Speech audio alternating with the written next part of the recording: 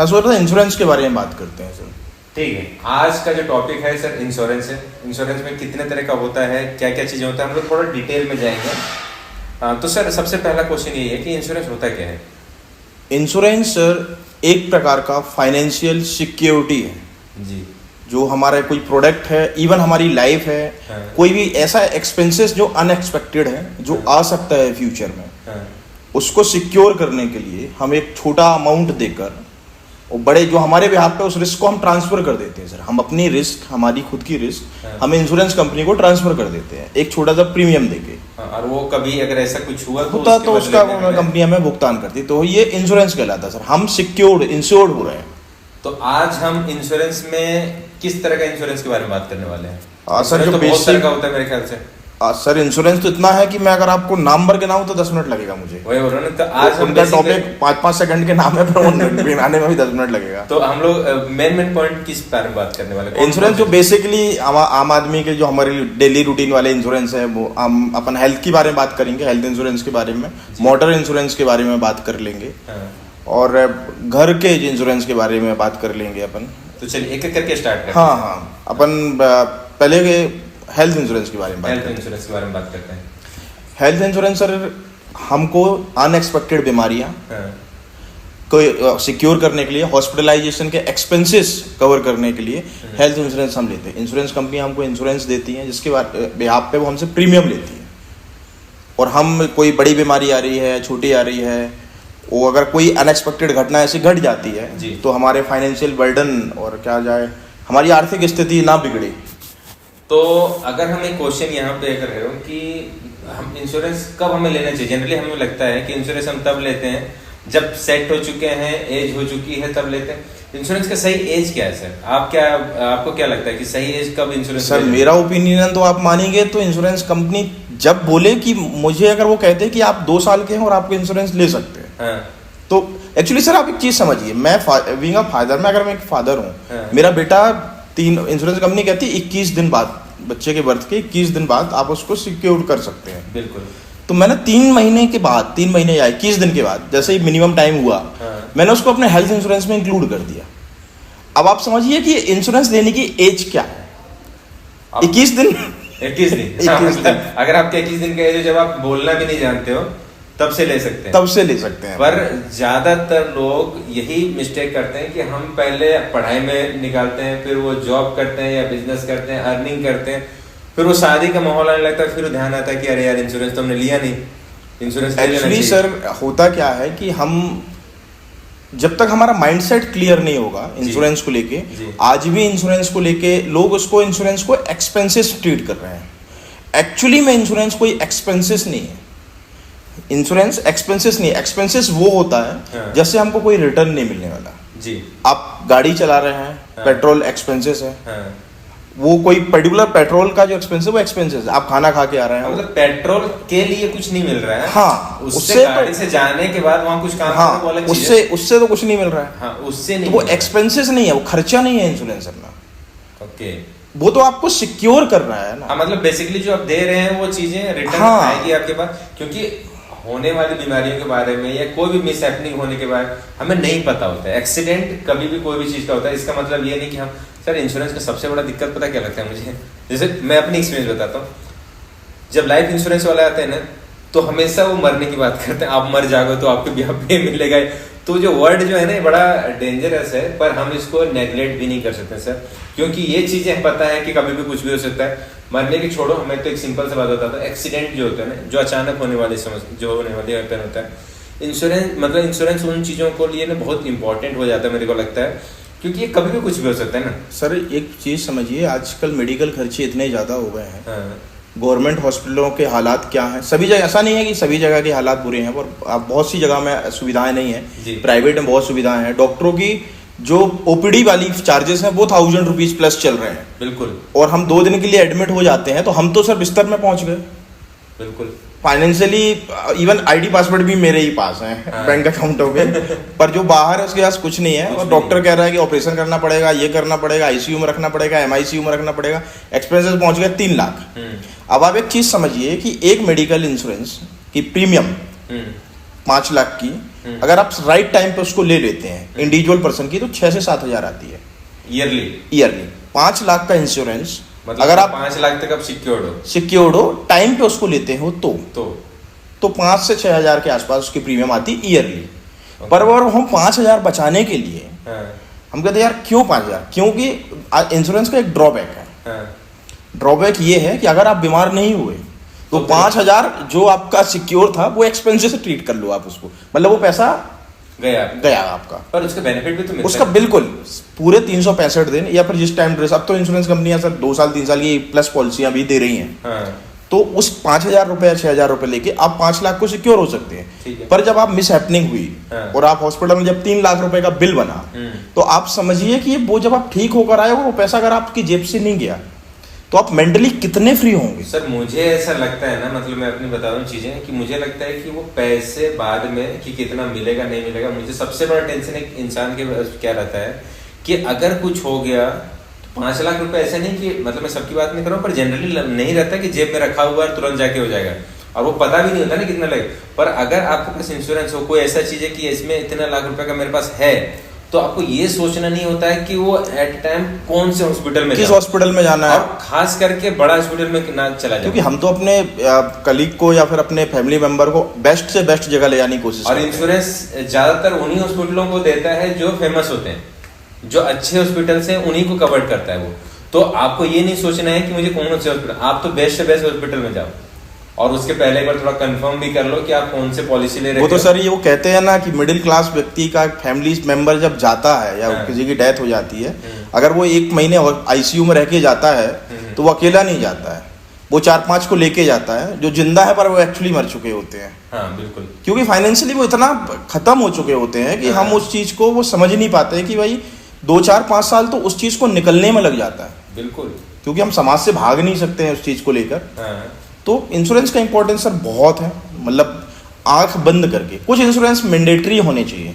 अच्छा आप एक चीज समझिए, एक गाड़ी 2 व्हीलर या 4 व्हीलर हम चला रहे हैं, पहले ईयरली इंश्योरेंस होता था, आज 4 व्हीलर में 3 साल का इंश्योरेंस मैंडेटरी आ रहा है खरीदने पे, 2 व्हीलर में 5 साल का आ रहा है। वो एक निर्जीव वस्तु जो आपकी पार्किंग में खड़ी हुई है, उसका इंश्योरेंस आप टाइम पे करा रहे हैं क्योंकि मैंडेटरी है ना। हाँ, पर पुलिस वाले पकड़ लेंगे, पुलिस वाले पकड़ लेंगे।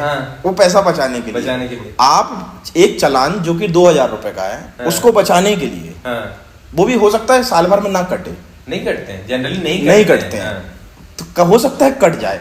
वहां भी प्रोबेबिलिटी जो है ना वो उतनी ही है जितनी आपके बीमार होने की या मेरे बीमार होने की या लोगों के बीमार होने की, उतनी ही चालान कटने की है। पर वो 2,000 बचाने के लिए मैं 2,500 का इंश्योरेंस कराता हूँ। अच्छा, मेरे दिमाग में भी आता था कई बार पहले कि यार गाड़ी मेरी, मैं उसको इंश्योरेंस करवाऊं ना करवाऊं, चोरी हो जाएगी तो मैं रिस्क लूंगा, कौन सा वो दे देंगे, मैं क्यों करवाऊं इंश्योरेंस। पर वो मैंडेटरी है तो है, वो करना पड़ेगा। तो आप उस गाड़ी को सिक्योर कर रहे हैं क्योंकि गवर्नमेंट कह रही है जी, पर आप अपनी लाइफ को सिक्योर नहीं कर रहे हैं, फैमिली की लाइफ को सिक्योर नहीं कर रहे हैं, मेडिकल एक्सपेंसेस को सिक्योर नहीं कर रहे हैं, कुछ सिक्योर नहीं कर रहे, क्योंकि बीमार होने के बाद तो इलाज हम अपना खुद नहीं कराते ना सर। हम अपना इलाज इंसान खुद नहीं कराता है, उसके जो आसपास होते हैं वो करवाते हैं। तो फिर एक्सपेंसेस जब बहुत ज्यादा हो जाते हैं तो आपके उसमें इतना पैसा लग गया है, अब लग गया तो लग गया, जीवन है। तो इंश्योरेंस आपको लेना चाहिए, बिल्कुल लेना चाहिए, टाइम पे ले लो, बेटर है, उसका प्रीमियम भी छोटा मिलेगा। सर एक और चीज भी होता है ना कि जैसे 5 लाख का प्रीमियम है, ठीक है, अब अगर कोई सम इंश्योर्ड 5 साल सम इंश्योर्ड है, अगर वो अगर 1 साल में कोई यूज नहीं करते हैं तो उसका ये भी तो रहता है कि नेक्स्ट ईयर वो फिर आपको कैरी फॉरवर्ड हो जाता है। हाँ, ऐसा बहुत सारी कंपनियां हैं नो क्लेम बोनस रिलीज करती हैं। और अभी तो कंपनियां सर इतनी ज्यादा हो गई हैं कि अनलिमिटेड रिस्टोर वाले ऑप्शंस आ गए हैं। अपन जब इंश्योरेंस को डिटेल में बात करेंगे, एक टॉपिक को अपन बहुत डीप में जाएंगे कि मोटर इंश्योरेंस पे जाएंगे, हेल्थ इंश्योरेंस में, तो कंपनियां ऐसी आ गई, एक मिनट लूंगा मैं, उस पर अनलिमिटेड रिस्टोर दे रही है। मतलब मैंने 5 लाख का पॉलिसी लिया जी, और मैं उसको कितने बार भी साल में क्लेम कर सकता हूँ। पहले तो ये होता था कि 5 लाख में आप प्रधानमंत्री बोला नहीं, प्रधानमंत्री वो क्या बोला जाए उसको, जन औषधि वाला, हाँ, मतलब जिसमें इलाज कर सकते हैं अपन, तो उसमें 5 लाख की लिमिट है ना, और एक साल में एक फैमिली में। पर अगर वो ना सर 5 लाख की लिमिट अगर आपने उसको यूज कर लिया तो फिर उसको दोबारा उसको क्लेम नहीं कर सकते आप 365 दिन के बीच में। हाँ, उसमें एक ड्रॉबैक है। हाँ, तो पर वो 5 लाख रुपए सिक्योर है, मतलब ये तो है कि वो 5 लाख की सिक्योरिटी गवर्नमेंट भी दे रही है, तो वो भी गवर्नमेंट भी ये समझ रही है कि उसका कितना ज्यादा उपयोग है इंश्योरेंस का। तो हम जितना एक्सपेंसिव, और इंश्योरेंस की प्रीमियम सर इतनी ही कम आती है, आप समझिए एक बार पार्टी करने जाते हैं ना, उतनी साल भर की प्रीमियम है, साल भर की प्रीमियम है वो। पर हम फिर भी वो 5,000 रुपए या 2,000 रुपए बचाने के लिए, और ये नहीं कह रहे हम कि आप 5 लाख रुपए का इंश्योरेंस लो, आप 2 लाख 3 लाख का भी इंश्योरेंस ले सकते हो। जो साल का जो प्रीमियम लग रहा है ना, उसको अगर आप डे से या मंथ से अगर डिवाइड कर देते हो ना, तो वही प्रीमियम और छोटा लगने लगेगा आपको, लगेगा यार इतना तो मेरा अननेसेसरी खर्चे हो जाते हैं। तो बेसिकली आप लोगों को इंश्योरेंस लेना चाहिए, हम यही सजेस्ट करेंगे कि आप नहीं लिए हो तो अभी से ले लो, जिसके पास भी लेना, ये कोई जरूरी नहीं। अगर आपको चाहिए कि यार बेस्ट इंश्योरेंस कंपनी कौन सी है, कौन सा लेना चाहिए, तो आप कमेंट कीजिए, मैं आपको पर्सनली रिकमेंड करूंगा, पर्सनली सजेस्ट करूंगा कि आपको कौन सा लेना चाहिए। बिल्कुल सर, अपन ये इवैल्यूएशन करके ये बिल्कुल कर सकते हैं, और इसके डिटेल में जाऊंगा एक बार, आपको ना एक बार डिटेल में हम लोग पॉइंट बनाएंगे सर, जिसमें आप लोग ना कंपेयर करके, अगर हेल्थ इंश्योरेंस है तो हेल्थ इंश्योरेंस का बेस्ट क्या है, और उसके सबसे इंपॉर्टेंट जो हिडन टर्म्स एंड कंडीशंस होती है, उस पर हम लोग डिस्कस करेंगे। बिल्कुल सर, क्योंकि बहुत सभी लोग को यही डर लगता है कि यार ये बोलते कुछ है देते कुछ है, तो वो हिडन टर्म्स एंड कंडीशंस जो होते हैं ना, जिस पेज को फाड़ के फेंक देते हैं, हम उस पेज को लाएंगे, जिनके साइज छोटा होता है, जिसका साइज भी छोटा होता है, जो बिना चश्मों के दिखता नहीं है वो सर, चश्मे के बाद भी नहीं दिखता वो सर लोगों को, क्योंकि उतना लंबा कौन पड़ेगा। जहाँ पर एजेंट कहता है यहाँ मार्क कर दिया, वहाँ साइन कर दो। तो हम लोग उन सभी चीजों को अच्छे से डिस्कस करेंगे। बिल्कुल सर, तो ठीक है सर, मेरे ख्याल से अभी हाँ अपन बाद में sir motor, term insurance, life insurance, सारी सेक्टर को अपन कवर करेंगे, हम लोग इसको कवर करेंगे सर, बिल्कुल। पर मैं चाहूंगा सर कि जब हम इस टॉपिक को कवर करें, तब तक लोग जो बेसिक हेल्थ इंश्योरेंस की बात अपन ने इसलिए की क्योंकि वो हमारी लाइफ से जुड़ा हुआ है, तो हमारे यूजर मेरे ख्याल से बहुत सारे ले लेंगे इंश्योरेंस, और अगर ये लोग अभी कमेंट करते हैं तो हम लोग डायरेक्ट पहले उसी पे बनाएंगे। बिल्कुल उस पे हम बहुत डीप करते हैं कि हम मुझे हेल्थ इंश्योरेंस के बारे में डिटेल जानना है, या मोटर इंश्योरेंस, किसी भी इंश्योरेंस के बारे में, तो आप कमेंट कीजिए, सबसे पहले वीडियो उसी का बनेगा। बिल्कुल सर, हमारा साइड से ये रहेगा। डन, चलिए बहुत बहुत धन्यवाद, और आप लोग जितना अच्छे से प्यार दे रहे हैं वो देते रहिए। जितने लोग बच गए हैं आपके आसपास, उनको भी बोलिए सब्सक्राइब करने के लिए, और बेल आइकन दबा के रखिए, और ज्यादा फॉलो कीजिए। Thank you so much.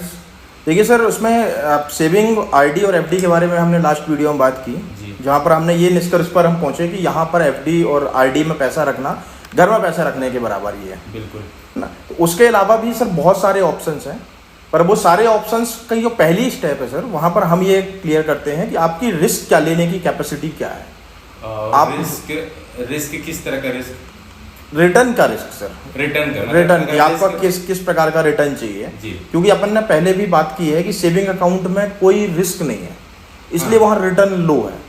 जब इन्वेस्टमेंट पर रिटर्न का आएगा सर, तो स्टार्टिंग रिस्क से होगी। ऑब्वियसली सर, जितना हम रिस्क लेंगे, रिवॉर्ड या उसके रिस्क में प्रॉफिट और लॉस होने की प्रोबेबिलिटी भी उतनी ज्यादा रहेगी। बिल्कुल, तो हम पहले होता है कि हम पहले मैं रिस्क आपको बता दूं कि रिस्क क्या है। ठीक है, हम एक कॉमन मैन में समझिए कि ये रिस्क 3 प्रकार की होती है। रिस्क 3 प्रकार की मतलब उसकी स्टेजेस 3 होती हैं। ठीक है, एक लो रिस्क, जहाँ पे हमारी एक्सपेक्टेशन आरडी से थोड़ा सा ऊपर रहती है, ज्यादा हम रिस्क लेना नहीं चाहते। हाँ, मतलब हम ऐसा है कि बैक डोर से पीछे चले गए अंदर, सरकार का एकदम संरक्षण पे ही हम काम करेंगे, जिसके अंदर बॉन्ड वगैरह, सरकारी गवर्नमेंट सिक्योरिटीज ये वगैरह, हाँ वो अपन बात करेंगे उस बारे में। सेकेंड होती है मिडिल, मतलब ये क्या बोले, मीडियम रिस्क, जहाँ पे हम बहुत हाई लेवल पे तो नहीं जा रहे हैं, फिर भी हम डायरेक्ट इन्वॉल्व नहीं हो रहे हैं मार्केट पे, और हम एक लो से थोड़ा सा ऊपर, थोड़ा सा अच्छी रिस्क, मतलब एकदम हाई रिस्क में ना रहते हुए मिडिल में काम करते हुए, यहाँ रिटर्न की एक्सपेक्टेशन थोड़ा सा इंक्रीज होती है। ठीक है, एक रिस्क होती है सर हाई रिस्क, जहाँ पर रिटर्न की एक्सपेक्टेशन भी हाई होती है। बिल्कुल, और वहाँ पे पैसा आप सट्टा होता है ना सर, सट्टा कहते हैं ना, अब उसको है तो इलीगल, पर वो हाई रिस्क पे काम करता है, जाएगा या आएगा, जाएगा या आएगा। तो ये रिस्क के अकॉर्डिंग ही अपन इन्वेस्टमेंट प्लान्स होते हैं सर। तो आज हम किन रिस्क को ले रहे हैं और कितना क्या कर रहे हैं, कैसी प्रोसेस हम लोग बात कर रहे हैं, किस रिस्क के अंदर कौन सा इन्वेस्टमेंट में क्या रिस्क लगती है, ये इसके बारे में हम बाद में मतलब नेक्स्ट डिपेंड करेगा हमारे ऊपर कि हमें वो रिस्क लेनी है। आज अपन डिस्कशन करते हैं सर कि कितने टाइप के ऑप्शंस हैं अपने पास। ओके, मतलब इन्वेस्टमेंट के हम ऑप्शन। बिल्कुल बिल्कुल। ठीक है, तो गाइस हम लोग अभी जो बात करने जा रहे हैं वो इन्वेस्टमेंट, इसके अलावा क्या, जैसे देखो आप सेविंग में जो रख रहे हो, अगर आप देखो तो एक तरह से वो भी इन्वेस्टमेंट है, क्योंकि उसमें भी परसेंटेज मिलते हैं, पर बहुत सारे लोगों को नहीं पता होता, पर मिलते हैं। और जितने भी हमने आरडी बात किया वो भी एक इन्वेस्टमेंट एक तरह से है, एफडी भी हो गया। अब जो हम नया इन्वेस्टमेंट के बारे में बात करने जा रहे हैं वो क्या है सर, इसके अलावा हम क्या इन्वेस्टमेंट कर सकते हैं? सर इसके अलावा आप स्टॉक है, स्टॉक, म्यूचुअल फंड है जी, बॉन्ड है, हाँ, गवर्नमेंट सिक्योरिटीज है, हाँ, प्रोविडेंट फंड है, हाँ, एनएससी है, हाँ, ये बहुत सारी चीजें बहुत है, एनपीएस है, एनपीएस है, बहुत सारे ऑप्शंस खुले हुए हैं। मतलब रियल एस्टेट है। थोड़ा प्रोसेस में चलते हैं जाके समझ में भी आएगा, क्योंकि हमें वीडियो तो बहुत सारे बनानी है। जी जी जी। तो आज थोड़ा हम प्रोसेस में चलते हैं, एक दो स्टार्ट करते हैं जहां से हमें समझ में आ जाए, और एंड में हम कुछ ऐसी चीजें बताना चाहेंगे इनको। एंड में सर आप लोगों को कुछ ऐसी चीजें आपको मिलेगा जो कि आपके फेसबुक के लिए, आपके लिए कि कौन सा सुटेबल होना चाहिए, आपको लेना चाहिए कि नहीं लेना चाहिए, ये हमारा पर्सनल रिकमेंडेशन रहेगा। आप हमें दे सकते हैं, बिल्कुल दे सकते हैं। सर देखिए, अपन कुछ बेसिक आज 3-4 टॉपिक पे बात करते हैं। जी। पहला है कि लो रिस्क पे ही जाते हैं, नॉर्मल सी लो रिस्क पे, ज्यादा रिस्क होती नहीं है उनमें। ठीक है। गवर्नमेंट बॉन्ड्स क्या होता है कि आरबीआई और government agency, state government, central government, या कई बार बहुत सारे केसों में नगर निगम, महानगर पालिका जिनको बोलते हैं, हाँ। वो भी अपने बॉन्ड जारी करती है। अच्छा। ये हमारे नॉर्मली नॉलेज पे नहीं रहता है। गवर्नमेंट बॉन्ड जारी करती है जिस पे रेट ऑफ इंटरेस्ट भी ठीक रहता है। आप कोई पैसा डूबने का कोई रिस्क नहीं रहता, क्योंकि गवर्नमेंट की इसमें फिक्स होता है रिटर्न। हाँ बिल्कुल, बॉन्ड पे फिक्स रहता है, पर सेविंग से ज्यादा रहता है। सेविंग से इसलिए उसको लो रिस्क में डाल रहे हैं ना सर अपन। हाँ बिल्कुल, लो रिस्क है, मतलब कोई ऐसा रिस्क नहीं रहती है। हाँ। तो गवर्नमेंट बॉन्ड है, तो इन पे टाइम पे बॉन्ड जारी किए जाते हैं। जी। एक पर्टिकुलर टाइम ड्यूरेशन के लिए होता है, 2 साल, 3 साल, 8 साल, 10 साल, जैसा भी बॉन्ड के ऊपर डिपेंड करता है। गवर्नमेंट बॉन्ड हो गए। दूसरा है कि आप यूलिप प्लान ले सकते हैं। यूलिप प्लान होता क्या है, हम डायरेक्ट मार्केट में इन्वॉल्व नहीं होते हैं। कंपनियां हमको इंश्योरेंस के साथ यूनिट लिंक इंश्योरेंस प्लान भी आते हैं बाजार में। हाँ बिल्कुल आते हैं। ठीक है। उसके बाद स्टॉक एक ऑप्शन है, म्यूचुअल फंड एक ऑप्शन है। म्यूचुअल फंड में जब अपन बात करेंगे demat account, mutual fund sir मुझे ऐसा लगता है ना कि एक बार एक सेक्शन रहेगा जिसमें हम म्यूचुअल फंड का डिटेल में बात करेंगे। एक्चुअल म्यूचुअल फंड कंपनी क्या होती है, कैसे काम करती है, और आप कैसे उसको फिल्टर लगा सकते हो, कैसे कौन सा आपके लिए सुटेबल है, मतलब डिटेल में हम उसमें जाएंगे। बिल्कुल बिल्कुल, मिस्ट्री ऑफ म्यूचुअल फंड हम लोग ना एक बार उसको डिटेल में हम लोग सेशन बिल्कुल मिस्ट्री ऑफ म्यूचुअल फंड अपन बहुत डिटेल में आप जाकर उस पर काम करेंगे। बहुत बड़ा टॉपिक है, मतलब म्यूचुअल फंड बहुत बड़ा टॉपिक है। उसके बाद नेशनल सेविंग सर्टिफिकेट है, किसान विकास पत्र है, पोस्ट ऑफिस स्कीम डिपॉजिट है, बच्चियां हैं जिनके घर में सुकन्या समृद्धि योजनाएं हैं। तो लॉट ऑफ ऑप्शंस, मतलब बहुत सारे ऑप्शंस हैं हमारे पास बाजार में, जो कि सेविंग के अल्टरनेटिव है, जहां पर हम पैसा, पर यहाँ पर कुछ बाउंडेशन है। किसी स्कीम में लिक्विडिटी की प्रॉब्लम है, कुछ लॉक इन पीरियड पे काम करते हैं। पर हाँ, मुझे ऐसा लगता है कि आप जैसे म्यूचुअल फंड आप समझिए, म्यूचुअल फंड बहुत सारे ओपन एंडेड, क्लोज एंडेड, वो अपन बाद में पढ़ेंगे। पर हाँ, उसमें ऑप्शंस रहते हैं कि मैं पैसा निकाल सकता हूँ, आप उसको लिक्विड मान सकते हैं। बिल्कुल। गोल्ड एक इन्फ्लेशन को बीट करने का एक बेस्ट इन्वेस्टमेंट होता है सर। गोल्ड की जो है उसको आप इस मार्केट में इन्वेस्टमेंट, या फिर जो कहा जाए कि बड़े लोग इन्वेस्टर हैं, ये हम ये एज्यूम करके चलते हैं कि इन्फ्लेशन को अगर आपको बीट करना है तो आपको सोना खरीदना है। आरबीआई भी सोना खरीदता है ना सर। हाँ बिल्कुल खरीदता। तो वो इन्फ्लेशन बीट करने के लिए कि महंगाई के हिसाब से हमारे पास गोल्ड रखा हुआ है। तो गोल्ड एक ट्रेडिशनल इन्वेस्टमेंट है और एक अच्छा इन्वेस्टमेंट है जो कभी धोखा नहीं देता है। बिल्कुल। रियल एस्टेट है।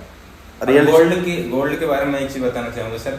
गोल्ड अभी जो रेट चल रहा है वो 72,000 के अराउंड चल रहा है। ठीक है जी सर। एक हम सेशन जब लेंगे जिसमें आपको बताऊंगा कि गोल्ड का जो 72,000 चल रहा है उसको केवल 60 से 65 रुपये में खरीद सकते हो। ये मैं बाद में बताऊंगा। बिल्कुल, ये एक बहुत शानदार चीजें हैं। अभी इन्वेस्टमेंट आप हमारे साथ बने रहिए, एक से एक टिप्स आपको मिलेंगे, बहुत सारी चीजें जिसमें आपको बहुत कुछ सीखने को मिलेगा। बहुत लो इन्वेस्टमेंट में बहुत अच्छा रिटर्न निकाल सकते हैं। हाँ, मैं समझ गया आप क्या बताने वाले हैं, ठीक है आप बताइएगा। बिल्कुल, उसको बाद में बिल्कुल जी। किसान विकास पत्र एक अच्छा ऑप्शन है सर, पोस्ट ऑफिस वगैरह मिल जाता है। 1998 के आसपास से ये चल रहा है। स्मॉल स्कीम 5-5 हज़ार के मल्टीपल में ये, और 500-1,000 के उस पर किसान विकास पत्र चलते हैं, अच्छा रेट ऑफ इंटरेस्ट देते हैं।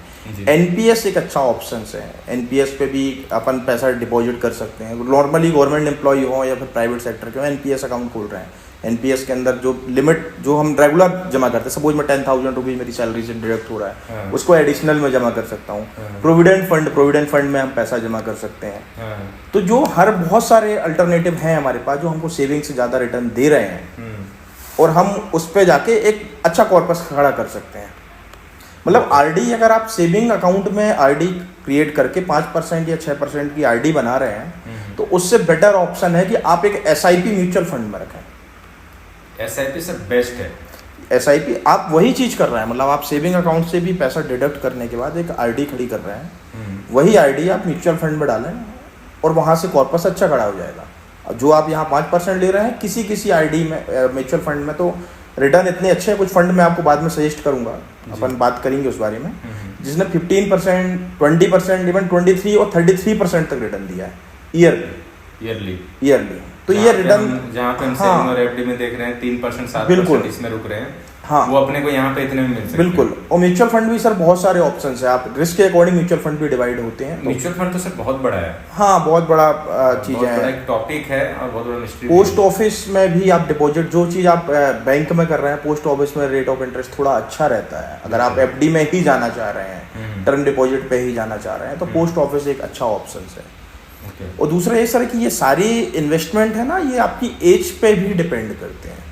एज पे कैसे डिपेंड करते हैं कि सपोज मेरी एज है अभी 23, ठीक है, तो यहाँ से मैं 40 और 35 तक मेरी रिस्क टेकिंग कैपेसिटी हाई होगी। बिल्कुल। जब मैं 40 से जाके 55 तक जाऊंगा तो मॉडरेट पे जाऊंगा, मतलब मैं मिडिल उस पर चला जाऊंगा।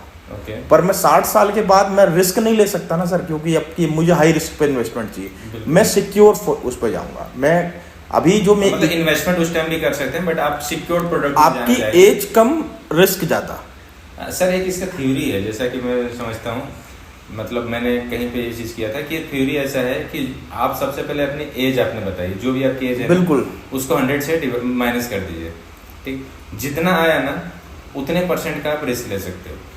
हाँ, कह सकते बेस्ट, मतलब जैसे अगर 20 साल का है, 20 साल का अगर कोई लड़का है, 20 साल का लड़का है, उसके पास पैसे जो भी रहता है ना, उसको घर चलाना, कोई चलाना है, कुछ नहीं चलाना, अगर मैं उसको बोलूँ कि आपका जो भी पास पैसा आपके है ना, 80% आप रिस्क जो ज्यादा है ना, वोलेटाइल है जो चीज, उस पर आप लगाइए ना, कोई दिक्कत नहीं है। रीजन है क्योंकि 20 साल का बच्चे को ना कोई फैमिली चलानी है, ना घर चलाना है, ना कुछ नहीं करना, और अगर उसके पास किसी तरह का कोई इनकम हो रही है, चाहे वो पॉकेट मनी हो या किसी तरह का, तो वो रिस्क वाले प्रोडक्ट पे जा सकता है। पर अगर वही चीज 80 साल का है और वो 20 अगर वो लेना चाहता है, तो वो केवल रिस्क उसको 20% ही लेनी चाहिए। अब प्रॉब्लम सर यहाँ पर ये है कि लोगों का मेंटलिटी ये है कि मैं पहले तो स्टार्टिंग होती है, जब इनकम होती है तो एक्सपेंसेस बहुत इंक्रीज होते हैं। एग्जैक्टली। मतलब अब जहाँ पर सेविंग का पार्ट, अपनी इनकम को पार्ट में डिवाइड नहीं कर पा रहे हैं, हाँ। तो डिवाइड में करना चाहिए। एक पोर्शन जो हम रेगुलर एक्सपेंसेस है हमारे, एक पर्टिकुलर पोर्शन या 5% और 10% इन्वेस्टमेंट के पार्ट पे ले जाना चाहिए। सर मैं अपनी पर्सनल एक्सपीरियंस बताऊँ जी, मुझे ऐसा लगता है ना कि हम इसलिए ज़्यादा, जो भी आपने बोला ना कि जो भी इनकम होती है उससे ज़्यादा एक्सपेंसेस होती है, उसका रीज़न मुझे लगता है कि सभी के पीछे एक ही चीज़ होगा। याद आप कीजिए, जब भी आपने स्टार्ट किया होगा सोर्स ऑफ इनकम के लिए, चाहे वो जॉब की होगी, बिजनेस की, जब भी जो भी स्टार्ट किया होगा आपने, तब से लेके अभी तक, तब से लेके मैं बता रहा हूँ, पहले इनकम से लेके आपने कोई भी इनकम का ना, जो फर्स्ट इनकम था ना, उस टाइम से लेके अभी तक कोई इन्वेस्टमेंट वाला एक पार्ट आपने नहीं किया स्टार्ट। आप इन्वेस्टमेंट नहीं साथ में करते हैं। अगर आप साथ में शुरू से करते रहते हैं ना, शुरू से अगर आप एक छोटा सा इन्वेस्टमेंट, आप शुरू से ये मान के चलो कि मुझे जो भी इनकम होगा ना, उसका 10 से 20% में इन्वेस्टमेंट में लगाऊंगा, चाहे वो किसी भी फील्ड में। यकीन मानो, ये जो प्रॉब्लम हम लोग फेस करते हैं, जो बाद में कि हमारा इनकम जितना होता है उससे ज़्यादा खर्चे हो जाते हैं, रीजन होने का है ना, क्योंकि हमारा बैकअप इन्वेस्टमेंट के नाम से कुछ नहीं होता है, क्योंकि हमारा कोई हैबिट नहीं होता है। हमें हैबिट होनी चाहिए। इसका एक बेस्ट एग्जांपल बताता हूँ मैं आप सबको। जब अपन इंश्योरेंस के बारे में बात करेंगे तो टर्म प्लान पहले होता क्या था कि नॉर्मली कंपनियाँ, मैं टर्म इंश्योरेंस लिया, सपोज मैंने एक 1 CR का टर्म इंश्योरेंस लिया, तो मुझे उन्होंने कहा कि आपको 85 ईयर तक का प्लान है, तो मुझे रेगुलर बेसिस पे ये प्रीमियम जमा करनी होती, जो होती नॉमिनल थी, मतलब ऐसा हो सकता 30,000 रुपये हो। पर अभी इंश्योरेंस कंपनियों में ये ऑप्शन देती है कि आप 5 साल दे दीजिए, हम आपको कवर 85 तक देंगे। उसके पीछे लॉजिक यही है सर कि आपकी जब आप 65 के होंगे, हो सकता है कि उस समय आपके पास इनकम ना हो। सही बात है। तो वहां पर डिसकंटिन्यू करने से आपका जो 30 ईयर का जो आप प्रीमियम भर के आए हैं उसका लॉस, और वो आपने जो टर्म का इंश्योरेंस लेके रखा था रिस्क के लिए, वो लॉस। क्योंकि आपको इंश्योरेंस नहीं मिलेगा, आपको डिसकंटिन्यू हो गए। अच्छा, और आप 65 में चालू करेंगे तो प्रीमियम जो 30,000 की आ रही थी ना, वो 2.5 लाख रुपए आएगी। 2.5 लाख रुपए आएगी, एग्जैक्टली। इसलिए कहते हैं कि जब इनकम आपकी अच्छी है तो शुरू के 5 साल मैंने पे किया। और मैं तो बोलता हूँ ना सर कि मैं आप लोगों को एक ट्रिक बताऊंगा चीज़ें। इनकम चाहे कैसी भी हो, चाहे आप 1,000 रुपये स्टार्ट कर रहे हो इनकम, या 5,000 50,000 जो भी हो, आपको एक तरीका बताऊंगा, उस तरीके पे आप चलना। लिटरली बता रहा हूँ, आप इन्वेस्टमेंट करने जाओ। क्योंकि इन्वेस्टमेंट का सबसे बड़ा सर, एक सबसे बड़ा दिक्कत क्या है ना, लोगों को ये लगता है, जैसे बिजनेस के बारे में बात करोगे ना कि यार बिजनेस करना, वो सभी के मुंह से एक ही चीज़ आएगा कि यार बिजनेस अभी नहीं कर सकते क्योंकि उतने मेरे पास इन्वेस्टमेंट नहीं है। इन्वेस्टमेंट कितना लगता है ये नहीं पता है सबको, ये सभी को नहीं, क्योंकि हर बिजनेस का अलग मॉड्यूल है, अलग इन्वेस्टमेंट लगेगा। सभी में ऐसा नहीं कि 5 करोड़ होना चाहिए तभी मैं बिजनेस कर सकता हूँ। उसी तरह इन्वेस्टमेंट भी जो है ना, लोगों को लगता है मेरे पास अभी इनकम ही नहीं हो रही तो क्या करूँ। जैसे ITR, अभी ITR का टाइम आ गया, अभी चीज़ें लोग भरने का। आप यकीन मानना, आप भी पूछना ठीक है, अपने दोस्तों में, अपने फैमिली परिवार से, किसी को बोलना कि ITR आपने भर दिया क्या, वो एक ही चीज़ बोलेंगे, मेरा इनकम नहीं होता है। लोगों को ये सब चीज़ें इसीलिए बोल रहा हूँ क्योंकि लोगों को नॉलेज की कमी है। नॉलेज नहीं पता है कि इन्वेस्टमेंट का क्या अमाउंट हो सकता है, ITR का होना चाहिए कि नहीं होना चाहिए, बहुत बेसिक चीज़ें हैं। तो हम लोग उन्हीं चीज़ों में इनको अवेयर करना है हमेशा, बिल्कुल, कि हमें बताना है कि आप इन्वेस्टमेंट बिल्कुल कर सकते हैं, 100 रुपये से भी स्टार्ट कर सकते हैं, बस आपको पता होना चाहिए। बिल्कुल सर, इन्वेस्टमेंट के बहुत सारे ऑप्शन है। तो अब मुझे लगता है कि अब हमारे जो व्यूअर्स हैं या फिर हमारे फ्रेंड लोग हैं, ये अब बैंक में मेरे ख्याल से अब FD में और सेविंग में अमाउंट रखने के पहले एक बार सोचेंगे जरूर। ये चॉइस उनकी ही है, हो सकता है उनको अभी भी सेविंग और FD में भरोसा ही हो, और भरोसा करना भी चाहिए, पर हाँ एक बार आप अल्टरनेटिव, भरोसा करने का एक ही सिंपल तरीका से अल्टरनेटिव इन्वेस्टमेंट देख सकते हैं। बिल्कुल, ऑटोमेटिक भरोसा होगा। हम नॉलेज देने को तैयार हैं, हम आपसे शेयर करने को तैयार हैं, आप बस साथ में बने रहिए। जो भी चीज़ें आपको जानना है उसमें कमेंट कीजिए कि इसके बारे में मुझे नेक्स्ट वीडियो बनाइए, हम कोशिश करेंगे पहले उसी को बनाएं। वैसे सारे कवर होंगे, आपके जो मन में क्वेश्चन है ना वो भी कवर करेंगे हम, पर टाइम टू टाइम होता जाएगा। तो लास्ट में सर एक बार इन्वेस्टमेंट के ऑप्शंस अपन काउंट कर लें। बिल्कुल, ठीक है। किन किन चीज़ों पे हम लोग बात कर रहे थे अभी? फर्स्ट स्टॉक, FD, ये इन्वेस्टमेंट का एक ऑप्शन है। हाँ। अच्छा, FD में मैं आपको बता रहा हूँ कि FD में जो हम बैंकों में पढ़ा हमने 5 से 6%, FD में सर कॉर्पोरेट FD भी आती है। अच्छा, कॉर्पोरेट FD ये 12%, 13%, 8%, 15% तक भी रिटर्न देती है। ये कोई भी खुलवा सकते हैं? हाँ, कॉर्पोरेट FD ये इंस्टीट्यूशंस के बिजनेसमैन क्या होती है, बड़ी बड़ी कंपनियां जो होती हैं ना, वो भी FD डिपॉजिट लेती हैं। बजाज FD लेता है। अब बजाज को आप ये नहीं कह सकते कि बजाज मेरा पैसा लेके भाग जाएगा। हाँ, एक छोटा कोई बिजनेस है तो उसको आप कह सकते हैं, बजाज को पैसा लेके भागना इतना आसान नहीं है। वो आपके 1 लाख 2 लाख या 10 लाख रुपए लेके नहीं जाएगा, तो वो रिटर्न ज्यादा देते हैं। अच्छा, तो कॉर्पोरेट FD भी होती है, इसलिए मैंने आपको उस FD के अलावा यहाँ FD गिनाया। मतलब आप कंफ्यूज ना हो कि मैं FD गिना रहा हूँ। इनको एक काम करते हैं, कॉर्पोरेट FD जो होती है ना, आप पता कर लेना कैसे बनती, कितना इंटरेस्ट देता है। एक बार आप कमेंट करके बताना कि सबसे ज्यादा अभी जो रिटर्न दे रही है वो कौन सा कॉर्पोरेट FD है। जी, ये भी देखिए। तीसरा ऑप्शन है म्यूचुअल फंड। हाँ, सीनियर सिटीजन सेविंग स्कीम, जिनकी रिस्क टेकिंग कैपेसिटी कम होती है, जो सीनियर्स हमारे बुजुर्ग हैं जो 60 क्रॉस कर चुके हैं जी, तो उनकी सेविंग स्कीम अलग होती है। नॉर्मल सेविंग अकाउंट से ज़्यादा उसमें 5%, 6%, 7%, क्योंकि लो रिस्क पर सेविंग अकाउंट से ज़्यादा इन्वेस्टमेंट रिटर्न मिल जाता है। उसके बाद NPS है, नेशनल पेंशन स्कीम हो गई है, रियल एस्टेट है, बॉन्ड है, गवर्नमेंट बॉन्ड भी आप ले सकते हैं। उसके बाद डायरेक्ट इक्विटी वाले ऑप्शंस भी आ जाते हैं। उसके बाद यूलिप प्लान है इंश्योरेंस के। यूलिप प्लान के अंदर आप मार्केट लिंक प्लान चलते हैं, जहाँ पर कंपनियाँ मार्केट से रिलेटेड रहती हैं पर हम डायरेक्ट इन्वॉल्व नहीं होते हैं जी। तो ये सारी चीज़ें हैं सर। सुकन्या है, किसान विकास पत्र है, बहुत सारे प्रोडक्ट हैं। इनके बारे में अपन डिटेल में एक टॉपिक को हम आपको जो भी हम लोग इसके डिटेल में जाएंगे, क्योंकि हमें डिटेल में जानना भी पड़ेगा, क्योंकि खुलवाने के लिए कहाँ जाना होता है, कैसे करना होता है, हम लोग एक एक करके डिटेल में जाएंगे। अभी आप लोगों को जिसके बारे में पहले जानना हो ना, आप कमेंट कीजिए, हम बिल्कुल पहले बात करेंगे, ठीक है। तो हमें लगता है कि अब बिल्कुल सर आज का करना चाहिए। चलिए, thank you very much. Subscribe करें। आज अपन मैं सोच रहा था इंश्योरेंस के बारे में बात करते हैं सर। ठीक है, आज का जो टॉपिक है सर इंश्योरेंस है। इंश्योरेंस में कितने तरह का होता है, क्या क्या चीज़ें होता है, हम लोग थोड़ा डिटेल में जाएंगे। तो सर सबसे पहला क्वेश्चन यही है कि इंश्योरेंस होता क्या है? इंश्योरेंस सर एक प्रकार का फाइनेंशियल सिक्योरिटी है जी। जो हमारा कोई प्रोडक्ट है, इवन हमारी लाइफ है, कोई भी ऐसा एक्सपेंसेस जो अनएक्सपेक्टेड है, जो आ सकता है फ्यूचर में, उसको सिक्योर करने के लिए हम एक छोटा अमाउंट देकर और बड़े जो हमारे बिहाफ पे उस रिस्क को हम ट्रांसफर कर देते हैं सर। हम अपनी रिस्क, हमारी खुद की रिस्क हम इंश्योरेंस कंपनी को ट्रांसफर कर देते हैं एक छोटा सा प्रीमियम देके। और वो कभी अगर ऐसा कुछ हुआ होता तो उसका कंपनी हमें भुगतान करती। तो ये इंश्योरेंस कहलाता है सर। हम इंश्योर्ड हो रहे हैं। तो आज हम इंश्योरेंस में किस तरह का इंश्योरेंस के बारे में बात करने वाले हैं? सर जो तो बहुत तरह का होता है मेरे ख्याल से। सर इंश्योरेंस तो इतना है कि मैं अगर आपको नाम भर के नाम तो 10 मिनट लगेगा मुझे। वही बोल रहा हूं। तो आज हम उनका टॉपिक 5-5 सेकंड के नाम है, पर बनाने में भी 10 मिनट लगेगा। तो हम लोग मेन पॉइंट किस बारे में बात करने वाले हैं? इंश्योरेंस जो बेसिकली आम आदमी के जो हमारे डेली रूटीन वाले इंश्योरेंस है, वो हम अपन हेल्थ के बारे में बात करेंगे, हेल्थ इंश्योरेंस के बारे में, मोटर इंश्योरेंस के बारे में बात कर लेंगे, और घर के इंश्योरेंस के बारे में बात कर लेंगे अपन। तो चलिए एक एक करके स्टार्ट करते हैं। हाँ, अपन पहले हेल्थ इंश्योरेंस के बारे में बात करते हैं। हेल्थ इंश्योरेंस सर हमको अनएक्सपेक्टेड बीमारियां को सिक्योर करने के लिए, हॉस्पिटलाइजेशन के एक्सपेंसेस कवर करने के लिए हेल्थ इंश्योरेंस हम लेते हैं। इंश्योरेंस कंपनी हमको इंश्योरेंस देती है जिसके बिहाफ पे वो हमसे प्रीमियम लेती है। और हम कोई बड़ी बीमारी आ रही है, छोटी आ रही है, वो अगर कोई अनएक्सपेक्टेड घटना ऐसी घट जाती है तो हमारे फाइनेंशियल बर्डन और क्या जाए, हमारी आर्थिक स्थिति ना बिगड़े। तो अगर हम एक क्वेश्चन यहाँ पे कर रहे हो कि हम इंश्योरेंस कब हमें लेना चाहिए? जनरली हमें लगता है कि इंश्योरेंस हम तब लेते हैं जब सेट हो चुके हैं, एज हो चुकी है, तब लेते हैं। इंश्योरेंस का सही एज क्या है सर? आपको क्या लगता है कि सही एज कब इंश्योरेंस? सर मेरा ओपिनियन तो आप मानेंगे तो इंश्योरेंस कंपनी जब बोले कि मुझे, अगर वो कहते हैं कि आप 2 साल के हैं और आपको इंश्योरेंस ले सकते हैं, तो एक्चुअली सर आप एक चीज समझिए, मैं बीइंग अ फादर, मैं अगर मैं एक फादर हूँ, मेरा बेटा इंश्योरेंस कंपनी कहती है 21 दिन बाद, बच्चे के बर्थ के 21 दिन बाद आप उसको सिक्योर कर सकते हैं। बिल्कुल। तो मैंने 3 महीने के बाद, 3 महीने या 21 दिन के बाद, जैसे ही मिनिमम टाइम हुआ, मैंने उसको अपने हेल्थ इंश्योरेंस में इंक्लूड कर दिया। अब आप समझिए कि इंश्योरेंस लेने की एज क्या है? 21 दिन।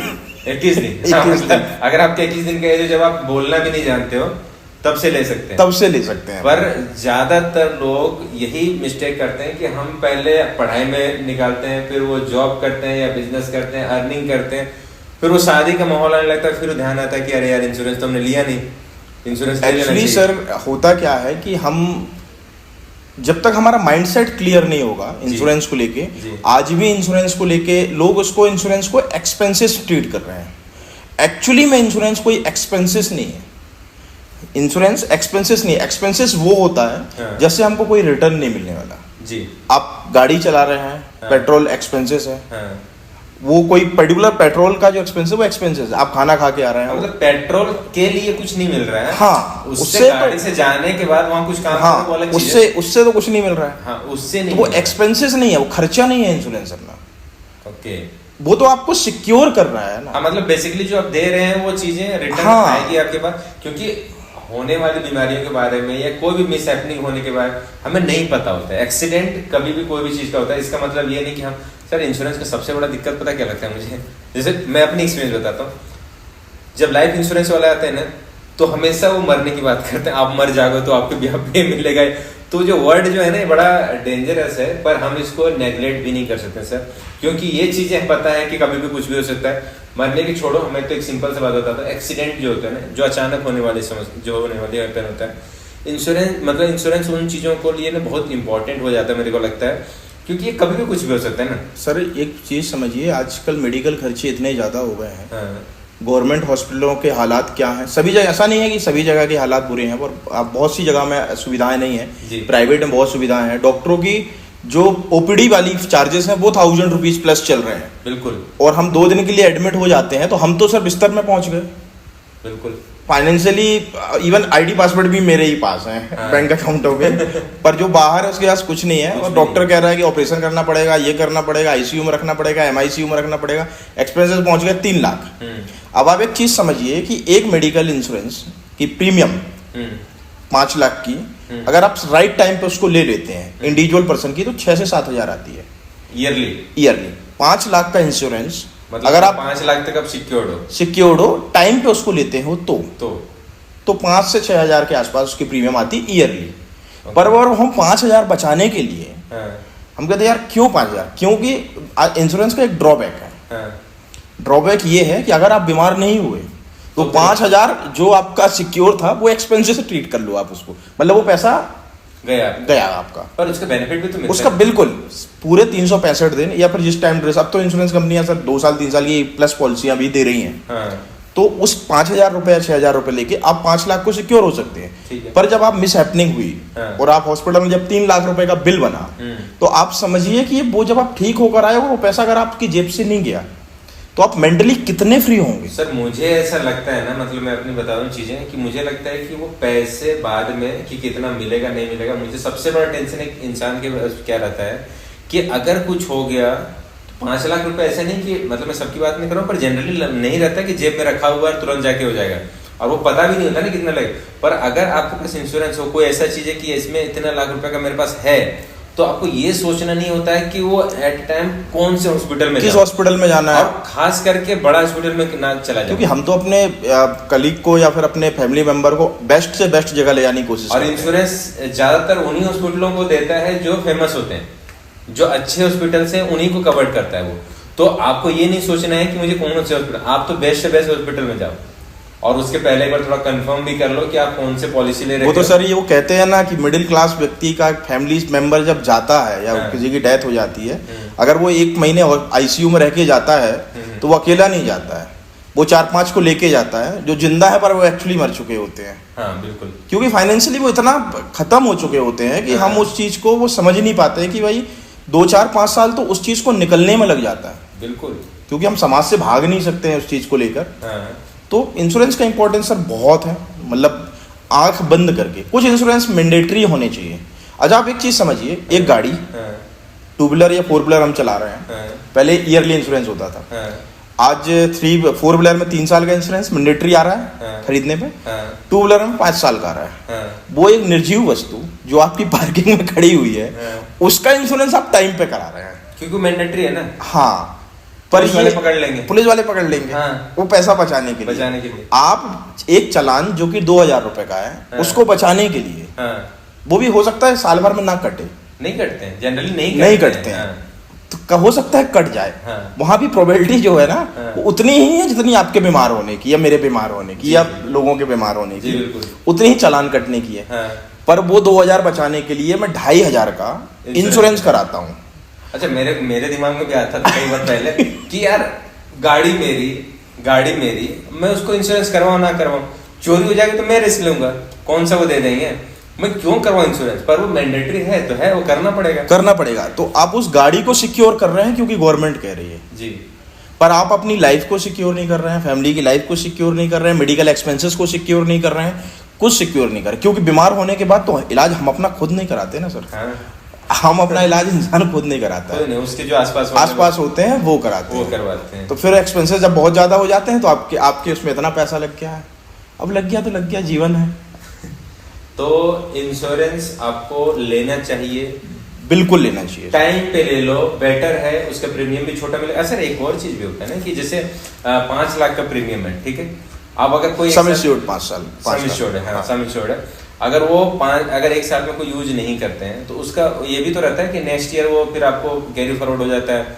हाँ, ऐसा बहुत सारी कंपनियां हैं नो क्लेम बोनस रिलीज करती हैं। हाँ। और अभी तो कंपनियां सर इतनी ज्यादा हो गई हैं कि अनलिमिटेड रिस्टोर वाले ऑप्शंस आ गए। अपन जब इंश्योरेंस को डिटेल में बात करेंगे, हाँ। एक टॉपिक को अपन बहुत डीप में जाएंगे कि मोटर इंश्योरेंस पे जाएंगे, हेल्थ इंश्योरेंस में, तो कंपनियां ऐसी आ गई, एक मिनट लूंगा मैं, उस पर अनलिमिटेड रिस्टोर दे रही है। मतलब मैंने 5 लाख का पॉलिसी लिया जी, और मैं उसको कितने बार भी साल में क्लेम कर सकता हूँ। पहले तो ये होता था कि 5 लाख में आप प्रधानमंत्री बोला, हाँ, नहीं प्रधानमंत्री वो क्या बोला जाए उसको, हाँ, जन औषधि वाला, हाँ, मतलब जिसमें इलाज कर सकते हैं अपन, तो उसमें 5 लाख की लिमिट है ना, और एक साल में एक फैमिली में। पर अगर वो ना सर 5 लाख की लिमिट, अगर आपने उसको यूज कर लिया तो फिर उसको दोबारा उसको क्लेम नहीं कर सकते आप 365 दिन के बीच में। हाँ, उसमें एक ड्रॉबैक है। हाँ, तो पर वो 5 लाख रुपए सिक्योर है, मतलब ये तो है कि वो 5 लाख की सिक्योरिटी गवर्नमेंट भी दे रही है, तो वो भी गवर्नमेंट भी ये समझ रही है कि उसका कितना ज्यादा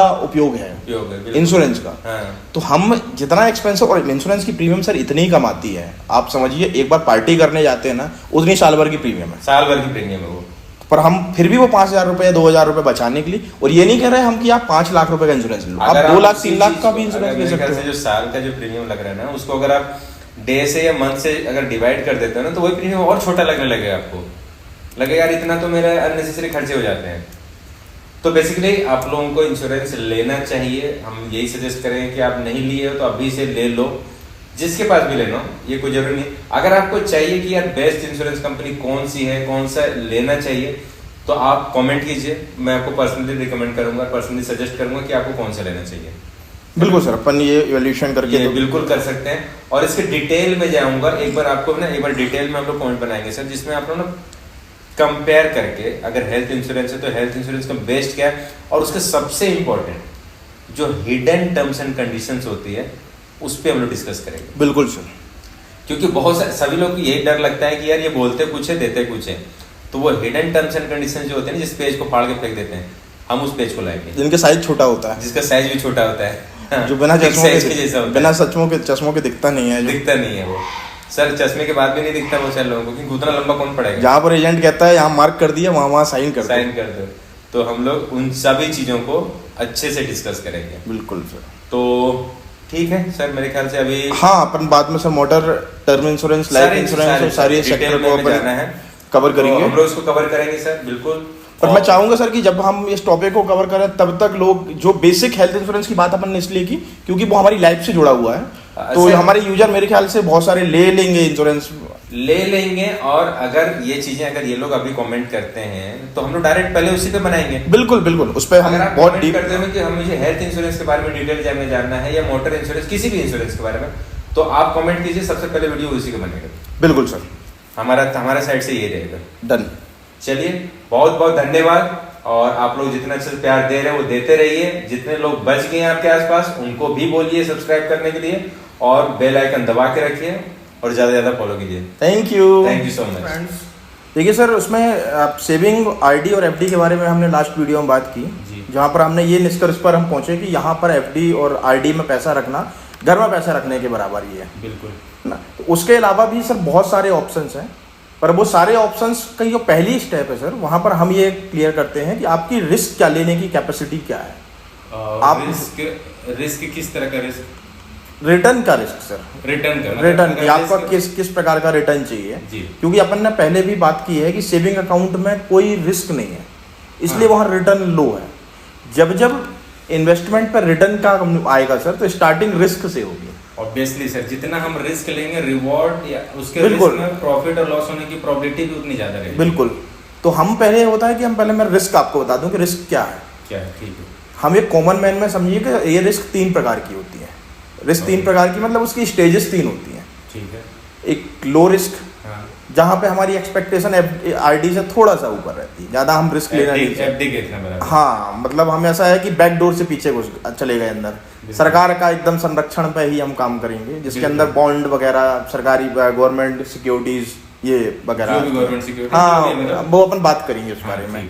सेकेंड होती है मिडिल, मतलब ये क्या बोले, मीडियम रिस्क, जहाँ पे हम बहुत हाई लेवल पे तो नहीं जा रहे हैं, फिर भी हम डायरेक्ट इन्वॉल्व नहीं हो रहे हैं मार्केट पे, और हम एक लो से थोड़ा सा ऊपर, थोड़ा सा अच्छी रिस्क, मतलब एकदम हाई रिस्क में ना रहते हुए मिडिल में काम करते हुए, यहाँ रिटर्न की एक्सपेक्टेशन थोड़ा सा इंक्रीज होती है। ठीक है। एक रिस्क होती है सर हाई रिस्क, जहाँ पर रिटर्न की एक्सपेक्टेशन भी हाई होती है। बिल्कुल। और वहाँ पे पैसा सट्टा होता है ना सर, सट्टा कहते हैं ना, अब उसको है तो इलीगल, पर वो हाई रिस्क पे काम करता है, जाएगा या आएगा, जाएगा या आएगा। तो ये रिस्क के अकॉर्डिंग ही अपन इन्वेस्टमेंट प्लान्स होते हैं सर। तो आज हम किन रिस्क को ले रहे हैं और कितना क्या कर रहे हैं, कैसी प्रोसेस हम लोग बात कर रहे हैं, किस रिस्क के अंदर कौन सा इन्वेस्टमेंट में क्या रिस्क लगती है, ये इसके बारे में हम बाद में, मतलब डिपेंड करेगा हमारे ऊपर कि हमें वो रिस्क लेनी है। आज अपन डिस्कशन करते हैं सर कि कितने टाइप के ऑप्शंस है अपने पास। ओके, मतलब इन्वेस्टमेंट के हम ऑप्शन। बिल्कुल बिल्कुल। ठीक है। तो गाइस, हम लोग अभी जो बात करने जा रहे हैं वो इन्वेस्टमेंट, इसके अलावा क्या, जैसे देखो आप सेविंग में जो रख रहे हो ना, अगर आप देखो तो एक तरह से वो भी इन्वेस्टमेंट है, क्योंकि उसमें भी परसेंटेज मिलते हैं, पर बहुत सारे लोगों को नहीं पता होता, पर मिलते हैं। और जितने भी हमने आरडी बात किया वो भी एक इन्वेस्टमेंट एक तरह से है, एफडी भी हो गया। अब जो हम नया इन्वेस्टमेंट के बारे में बात करने जा रहे हैं वो क्या है सर, इसके अलावा हम क्या इन्वेस्टमेंट कर सकते हैं? सर इसके अलावा आप स्टॉक है, स्टॉक, म्यूचुअल फंड है जी, बॉन्ड है, गवर्नमेंट सिक्योरिटीज है, प्रोविडेंट फंड है, एनएससी है, ये बहुत सारी चीजें है, एनपीएस है, बहुत सारे ऑप्शंस, खुले हुए हैं, मतलब रियल एस्टेट है। थोड़ा प्रोसेस में चलते हैं जाके समझ में भी आया, क्योंकि हमें वीडियो तो बहुत सारे बनानी है। जी जी जी। तो आज थोड़ा हम प्रोसेस में चलते हैं, एक दो स्टार्ट करते हैं जहां से हमें समझ में आ जाए, और एंड में हम कुछ ऐसी चीजें बताना चाहेंगे इनको। एंड में सर आप लोगों को कुछ ऐसी चीजें आपको मिलेगा जो कि आपके फेसबुक के लिए, आपके लिए कि कौन सा सुटेबल होना चाहिए और आपको लेना चाहिए कि नहीं लेना चाहिए, ये हमारा पर्सनल रिकमेंडेशन रहेगा। आप हमें दे सकते हैं, बिल्कुल दे सकते हैं। सर देखिए, अपन कुछ बेसिक आज 3-4 टॉपिक पे बात करते हैं। पहला है कि लो रिस्क पे ही जाते हैं, नॉर्मल सी लो रिस्क में, ज्यादा रिस्क होती नहीं है उनमें। ठीक है। गवर्नमेंट बॉन्ड्स क्या होता है कि आरबीआई और government agency, state government, central government, या कई बार बहुत सारे केसों में नगर निगम, महानगर पालिका जिनको बोलते हैं, वो भी अपने बॉन्ड जारी करती है। अच्छा। ये हमारे नॉर्मली नॉलेज पे नहीं रहता है। गवर्नमेंट बॉन्ड जारी करती है जिस पे रेट ऑफ इंटरेस्ट भी ठीक रहता है, कोई पैसा डूबने का कोई रिस्क नहीं रहता, क्योंकि गवर्नमेंट की इसमें फिक्स होता है रिटर्न। हाँ बिल्कुल, बॉन्ड पे फिक्स रहता है, पर सेविंग से ज्यादा रहता है, सेविंग से, इसलिए उसको लो रिस्क में डाल रहे हैं ना सर अपन। हाँ बिल्कुल, लो रिस्क है, मतलब कोई ऐसा रिस्क नहीं रहती है। तो गवर्नमेंट बॉन्ड है, तो इन पे टाइम पे बॉन्ड जारी किए जाते हैं। एक पर्टिकुलर टाइम ड्यूरेशन के लिए होता है, 2 साल, 3 साल, 8 साल, 10 साल, जैसा भी बॉन्ड के ऊपर डिपेंड करता है। गवर्नमेंट बॉन्ड हो गए। दूसरा है कि आप यूलिप प्लान ले सकते हैं। यूलिप प्लान होता क्या है, हम डायरेक्ट मार्केट में इन्वॉल्व नहीं होते हैं। कंपनियां हमको इंश्योरेंस के साथ यूनिट लिंक इंश्योरेंस प्लान भी आते हैं बाजार में। हाँ बिल्कुल आते हैं। ठीक है। उसके बाद स्टॉक एक ऑप्शन है, म्यूचुअल फंड एक ऑप्शन है। म्यूचुअल फंड में जब अपन बात करेंगे demat account, mutual fund sir मुझे ऐसा लगता है ना कि एक बार एक सेक्शन रहेगा जिसमें हम म्यूचुअल फंड का डिटेल में बात करेंगे।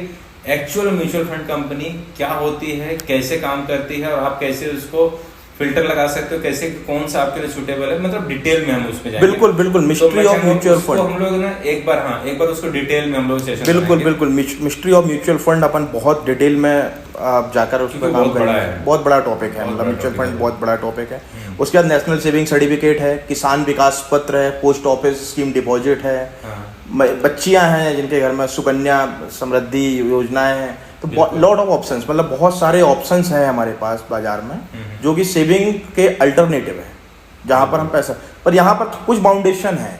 किसी स्कीम में लिक्विडिटी की प्रॉब्लम है, कुछ लॉक इन पीरियड पे काम करते हैं।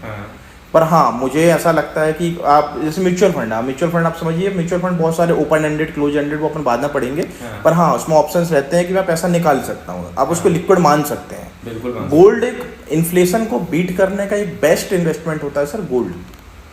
गोल्ड की जो है उसको आप इस मार्केट में इन्वेस्टमेंट, या फिर जो कहा जाए कि बड़े लोग इन्वेस्टर हैं, ये हम एज्यूम करके चलते हैं कि इन्फ्लेशन को अगर आपको बीट करना है तो अपन को सोना खरीदना है। आरबीआई भी सोना खरीदता है ना सर। हाँ बिल्कुल खरीदता। तो वो इन्फ्लेशन बीट करने के लिए कि महंगाई के हिसाब से हमारे पास गोल्ड रखा हुआ है। तो गोल्ड एक ट्रेडिशनल इन्वेस्टमेंट है और एक अच्छा इन्वेस्टमेंट है जो कभी धोखा नहीं देता है। बिल्कुल। रियल एस्टेट है। गोल्ड के बारे में एक चीज बताना चाहूंगा सर। गोल्ड अभी जो रेट चल रहा है वो 72,000 के अराउंड चल रहा है। ठीक है जी सर। एक हम सेशन जब लेंगे जिसमें आपको बताऊंगा कि गोल्ड का जो 72,000 चल रहा है उसको केवल 60 से 65 रुपए में खरीद सकते हो। ये मैं बाद में बताऊंगा। बिल्कुल, ये एक बहुत शानदार चीजें हैं। अभी इन्वेस्टमेंट आप हमारे साथ बने रहिए, एक से एक टिप्स आपको मिलेंगे, बहुत सारी चीजें जिसमें आपको बहुत कुछ सीखने को मिलेगा। बहुत लो इन्वेस्टमेंट में बहुत अच्छा रिटर्न निकाल सकते हैं। हाँ, मैं समझ गया आप क्या बताने वाले हैं। ठीक है, आप बताइएगा। बिल्कुल, उसको बाद में बिल्कुल जी। किसान विकास पत्र एक अच्छा ऑप्शन है सर। पोस्ट ऑफिस वगैरह मिल जाता है। 1998 के आसपास ये चल रहा है। स्मॉल स्कीम 5-5 हज़ार के मल्टीपल में ये, और 500-1,000 के उस पर किसान विकास पत्र चलते हैं। अच्छा रेट ऑफ इंटरेस्ट देते हैं। एनपीएस एक अच्छा ऑप्शन है। एनपीएस पे भी अपन पैसा डिपॉजिट कर सकते हैं। नॉर्मली गवर्नमेंट एम्प्लॉय हो या फिर प्राइवेट सेक्टर के हो, एनपीएस अकाउंट खोल रहे हैं। एनपीएस के अंदर जो लिमिट जो हम रेगुलर जमा करते हैं, सपोज मैं 10,000 रुपीज़ मेरी सैलरी से डिडक्ट हो रहा है, उसको एडिशनल में जमा कर सकता हूँ। प्रोविडेंट फंड में हम पैसा जमा कर सकते हैं। तो जो बहुत सारे अल्टरनेटिव हैं हमारे पास जो हमको सेविंग से ज़्यादा रिटर्न दे रहे हैं, और हम उस पर जाके एक अच्छा कॉर्पस खड़ा कर सकते हैं। मतलब आरडी, अगर आप सेविंग अकाउंट में आरडी क्रिएट करके 5% या 6% की आरडी बना रहे हैं, तो उससे बेटर ऑप्शन है कि आप एक एसआईपी म्यूचुअल फंड में रखें। एसआईपी से बेस्ट है। एसआईपी आप वही चीज कर रहे हैं, मतलब आप सेविंग अकाउंट से भी पैसा डिडक्ट करने के बाद एक आरडी खड़ी कर रहे हैं, वही आरडी आप म्यूचुअल फंड में डालें और वहां से कॉर्पस अच्छा खड़ा हो जाएगा। जो आप यहाँ 5% ले रहे हैं किसी आरडी में, म्यूचुअल फंड में, तो रिटर्न इतने अच्छे हैं। कुछ फंड मैं आपको बाद में सजेस्ट करूंगा, अपन बात करेंगे उस बारे में। जिसने 15%, 20%, इवन 23 और 33% तक रिटर्न दिया है ईयरली। तो ये रिटर्न जहाँ पे हम सेविंग और एफडी में देख रहे हैं 3%, 7% इसमें रुक रहे हैं, हाँ, वो अपने को यहाँ पे इतने में मिल सकते हैं। बिल्कुल। और म्यूचुअल फंड भी सर बहुत सारे ऑप्शन है, आप रिस्क के अकॉर्डिंग म्यूचुअल फंड भी डिवाइड होते हैं। म्यूचुअल फंड तो सर बहुत बड़ा है, हाँ, बहुत बड़ा चीज है, बड़ा एक टॉपिक है और बहुत बड़ा मिस्ट्री। पोस्ट ऑफिस में भी आप डिपॉजिट, जो चीज आप बैंक में कर रहे हैं, पोस्ट ऑफिस में रेट ऑफ इंटरेस्ट थोड़ा अच्छा रहता है। अगर आप एफडी में ही जाना चाह रहे हैं, टर्म डिपॉजिट पे ही जाना चाह रहे हैं, तो पोस्ट ऑफिस एक अच्छा ऑप्शन है। और दूसरा ये सर कि ये सारी इन्वेस्टमेंट है ना, ये आपकी एज पे भी डिपेंड करते हैं। एज पे कैसे डिपेंड करते हैं कि सपोज मेरी एज है अभी 23, ठीक है, तो यहाँ से मैं 40 और 35 तक मेरी रिस्क टेकिंग कैपेसिटी हाई होगी। बिल्कुल। जब मैं 40 से जाके 55 तक जाऊंगा तो मॉडरेट पे जाऊंगा, मतलब मैं मिडिल उस पर चला जाऊंगा। पर मैं 60 साल के बाद मैं रिस्क नहीं ले सकता ना सर, क्योंकि अब की मुझे हाई रिस्क पे इन्वेस्टमेंट चाहिए। मैं सिक्योर उस पर जाऊंगा। मैं अभी जो मैं मतलब इन्वेस्टमेंट उस टाइम भी कर सकते हैं, बट आप सिक्योर प्रोडक्ट, आपकी एज कम रिस्क ज्यादा। सर एक इसका थ्योरी है, जैसा कि मैं समझता हूँ, मतलब मैंने कहीं पे ये चीज किया था कि थ्योरी ऐसा है कि आप सबसे पहले अपनी एज आपने बताई, जो भी आपकी एज है बिल्कुल उसको 100 से माइनस कर दीजिए, ठीक, जितना आया ना उतने % का आप रिस्क ले सकते हो। हाँ, कह सकते बेस्ट, मतलब जैसे अगर 20 साल का है, 20 साल का अगर कोई लड़का है, बिल्कुल बिल्कुल 20 साल का लड़का है, उसके पास पैसे जो भी रहता है ना, उसको घर चलाना, कोई चलाना है, कुछ नहीं चलाना, अगर मैं उसको बोलूँ कि आपका जो भी पास पैसे आपके है ना, 80% आप रिस्क जो ज्यादा है ना, वोलेटाइल है जो चीज, उस पर आप लगाइए ना, कोई दिक्कत नहीं है। रीजन है क्योंकि 20 साल का बच्चे को ना कोई फैमिली चलानी है, ना घर चलाना है, ना कुछ नहीं करना, और अगर उसके पास किसी तरह का कोई इनकम हो रही है, चाहे वो पॉकेट मनी हो या किसी तरह का, तो वो रिस्क वाले प्रोडक्ट पे जा सकता है।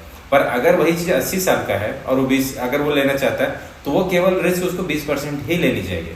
अब प्रॉब्लम सर यहाँ पर ये है कि लोगों का मेंटलिटी ये है कि मैं पहले तो स्टार्टिंग होती है, जब इनकम होती है तो एक्सपेंसेस बहुत इंक्रीज होते हैं। एग्जैक्टली। मतलब अब जहाँ पर सेविंग का पार्ट, अपनी इनकम को पार्ट में डिवाइड नहीं कर पा रहे हैं, तो डिवाइड में करना चाहिए। एक पोर्शन जो हम रेगुलर एक्सपेंसेस है हमारे, एक पर्टिकुलर पोर्शन या 5% और 10% इन्वेस्टमेंट के पार्ट पे ले जाना चाहिए। सर मैं अपनी पर्सनल एक्सपीरियंस बताऊं जी, मुझे ऐसा लगता है ना कि हम इसलिए ज़्यादा, जो भी आपने बोला ना कि जो भी इनकम होती है उससे ज़्यादा एक्सपेंसेस होती है, उसका रीज़न मुझे लगता है कि सभी के पीछे एक ही चीज़ होगा। याद आप कीजिए, जब भी आपने स्टार्ट किया होगा सोर्स ऑफ इनकम के लिए, चाहे वो जॉब की होगी, बिजनेस की, जब भी जो भी स्टार्ट किया होगा आपने, तब से लेके अभी तक, तब से लेके मैं बता रहा हूँ, पहले इनकम से लेके आपने कोई भी इनकम का ना, जो फर्स्ट इनकम था ना, उस टाइम से लेके अभी तक कोई इन्वेस्टमेंट वाला एक पार्ट आपने नहीं किया स्टार्ट। आप इन्वेस्टमेंट नहीं साथ में करते हैं। अगर आप साथ में शुरू से करते रहते हैं ना, शुरू से अगर आप एक छोटा सा इन्वेस्टमेंट, आप शुरू से ये मान के चलो कि मुझे जो भी इनकम होगा ना, उसका 10 से 20% मैं इन्वेस्टमेंट में लगाऊंगा, चाहे वो किसी भी फील्ड में। यकीन मानो, ये जो प्रॉब्लम हम लोग फेस करते हैं, जो बाद में कि हमारा इनकम जितना होता है उससे ज़्यादा खर्चे हो जाते हैं, रीजन होने का है ना, क्योंकि हमारा बैकअप इन्वेस्टमेंट के नाम से कुछ नहीं होता है, क्योंकि हमारा कोई हैबिट नहीं होता है।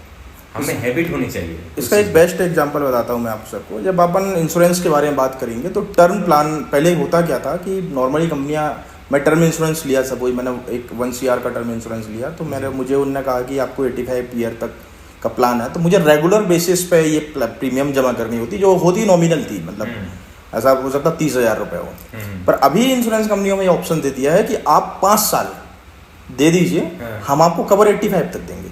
उसके पीछे लॉजिक यही है सर कि आपकी जब आप 65 के होंगे, हो सकता है कि उस समय आपके पास इनकम ना हो। सही बात है। तो वहां पर डिसकंटिन्यू करने से आपका जो 30 ईयर का जो आप प्रीमियम भर के आए हैं उसका लॉस, और वो आपने जो टर्म का इंश्योरेंस लेके रखा था रिस्क के लिए, वो लॉस, क्योंकि आपको इंश्योरेंस नहीं मिलेगा, आपको डिसकंटिन्यू होगा। अच्छा, और आप 65 में चालू करेंगे तो प्रीमियम जो 30,000 की आ रही थी ना, वो 2.5 लाख रुपए आई। 2.5 लाख रुपए आएगी। एग्जैक्टली। इसलिए कहते हैं कि जब इनकम आपकी अच्छी है तो शुरू के 5 साल मैंने पे किया। और मैं तो बोलता हूँ ना सर कि मैं आप लोगों को एक ट्रिक बताऊंगा चीज़ें, इनकम चाहे कैसी भी हो, चाहे आप 1,000 रुपये स्टार्ट कर रहे हो इनकम, या 5,000 50,000 जो भी हो, आपको तरीका बताऊंगा, उस तरीके पे आप चलना। लिटरली बता रहा हूँ, आप इन्वेस्टमेंट करने जाओ, क्योंकि इन्वेस्टमेंट का सबसे बड़ा सर एक सबसे बड़ा दिक्कत क्या है ना, लोगों को ये लगता है, जैसे बिजनेस के बारे में बात करोगे ना कि यार बिजनेस करना, बोल सभी के मुंह से एक ही चीज़ आएगा कि यार बिजनेस भी नहीं कर सकते क्योंकि उतने मेरे पास इन्वेस्टमेंट नहीं है। इन्वेस्टमेंट कितना लगता है ये नहीं पता है सबको, ये सभी को नहीं, क्योंकि हर बिजनेस का अलग मॉड्यूल है, अलग इन्वेस्टमेंट लगेगा। सभी में ऐसा नहीं कि 5 करोड़ होना चाहिए तभी मैं बिजनेस कर सकता हूँ। उसी तरह इन्वेस्टमेंट भी जो है ना, लोगों को लगता है मेरे पास अभी इनकम ही नहीं हो रही तो क्या करूँ। जैसे ITR, अभी ITR का टाइम आ गया, अभी चीज़ें लोग भरने का, आप यकीन मानना, आप भी पूछना, ठीक है, अपने दोस्तों में, अपने फैमिली परिवार से किसी को बोलना है कि आईटीआर आपने भर दिया क्या, वो एक ही चीज बोलेंगे, मेरा इनकम नहीं होता है। लोगों को ये सब चीजें इसीलिए बोल रहा हूँ क्योंकि लोगों को नॉलेज की कमी है।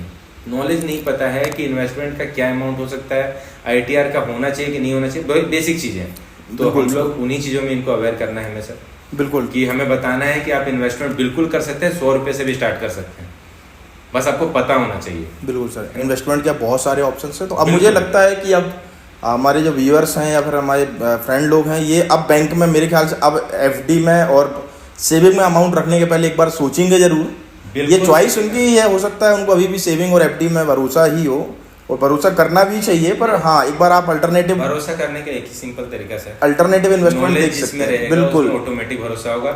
हम नॉलेज देने को तैयार हैं, हम आपसे शेयर करने को तैयार हैं, आप बस साथ में बने रहिए। जो भी चीजें आपको जानना है उसमें कमेंट कीजिए कि इसके बारे में मुझे नेक्स्ट वीडियो बनाइए, हम कोशिश करेंगे पहले उसी को बनाएं। वैसे सारे कवर होंगे, आपके जो मन में क्वेश्चन है ना वो भी कवर करेंगे हम, पर टाइम टू टाइम होता जाएगा। तो लास्ट में सर एक बार इन्वेस्टमेंट के ऑप्शंस अपन काउंट कर लें। बिल्कुल, ठीक है। किन किन चीजों पे हम लोग बात कर रहे थे अभी? फर्स्ट स्टॉक, एफडी, ये इन्वेस्टमेंट का एक ऑप्शन है। हाँ। अच्छा, एफडी में मैं आपको बता रहा हूँ कि एफडी में जो हम बैंकों में पढ़ा हमने 5 से 6%, एफडी में सर कॉर्पोरेट एफडी भी आती है।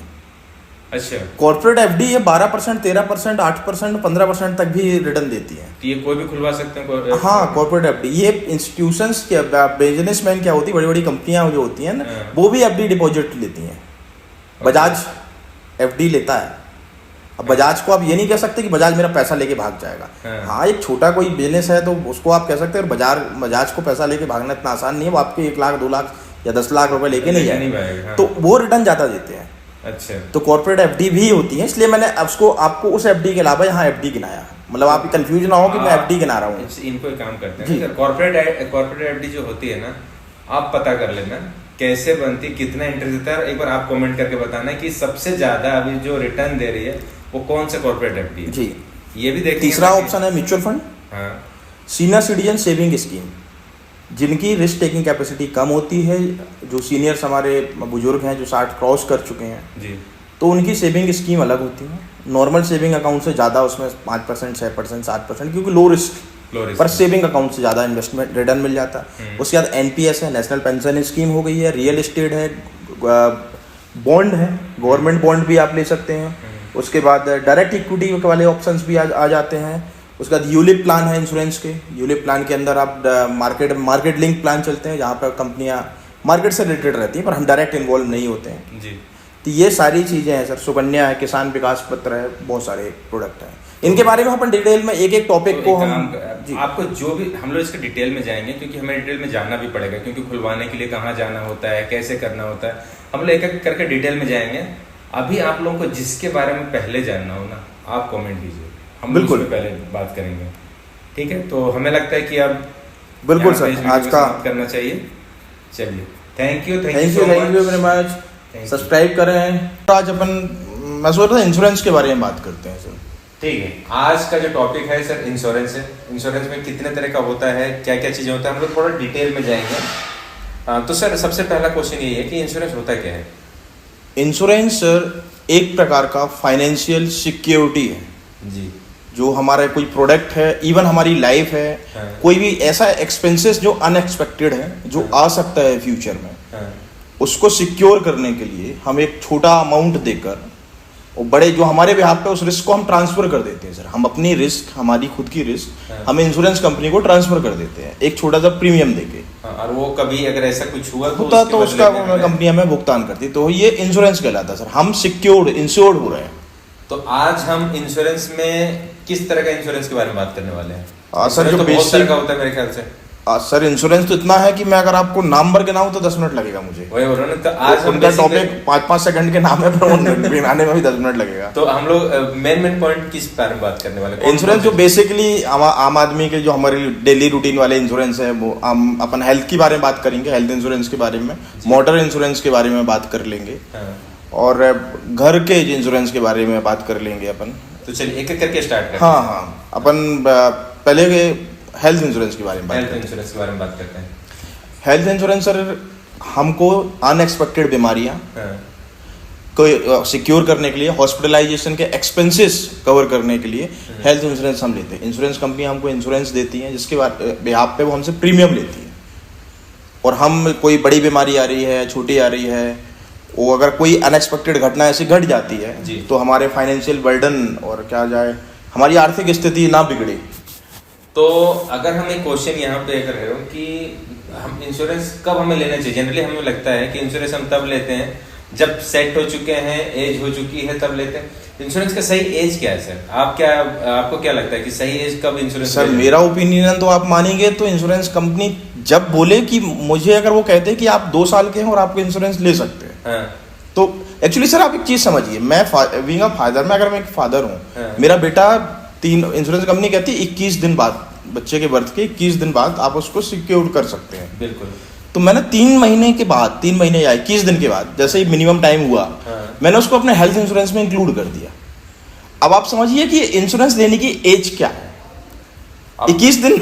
21 दिन। अगर आपके 21 दिन का एज है, जब आप बोलना भी नहीं जानते हो, तब से ले सकते हैं। तब से ले सकते हैं। पर ज्यादातर लोग यही मिस्टेक करते हैं कि हम पहले पढ़ाई में निकालते हैं, फिर वो जॉब करते हैं या बिजनेस करते हैं, अर्निंग करते हैं, फिर वो शादी का माहौल आने लगता है, फिर ध्यान आता है कि अरे यार इंश्योरेंस तो हमने लिया नहीं, इंश्योरेंस एक्चुअली सर होता क्या है कि हम जब तक हमारा माइंडसेट क्लियर नहीं होगा इंश्योरेंस को लेके, आज भी इंश्योरेंस को लेके लोग इंश्योरेंस को एक्सपेंसेस ट्रीट कर रहे हैं।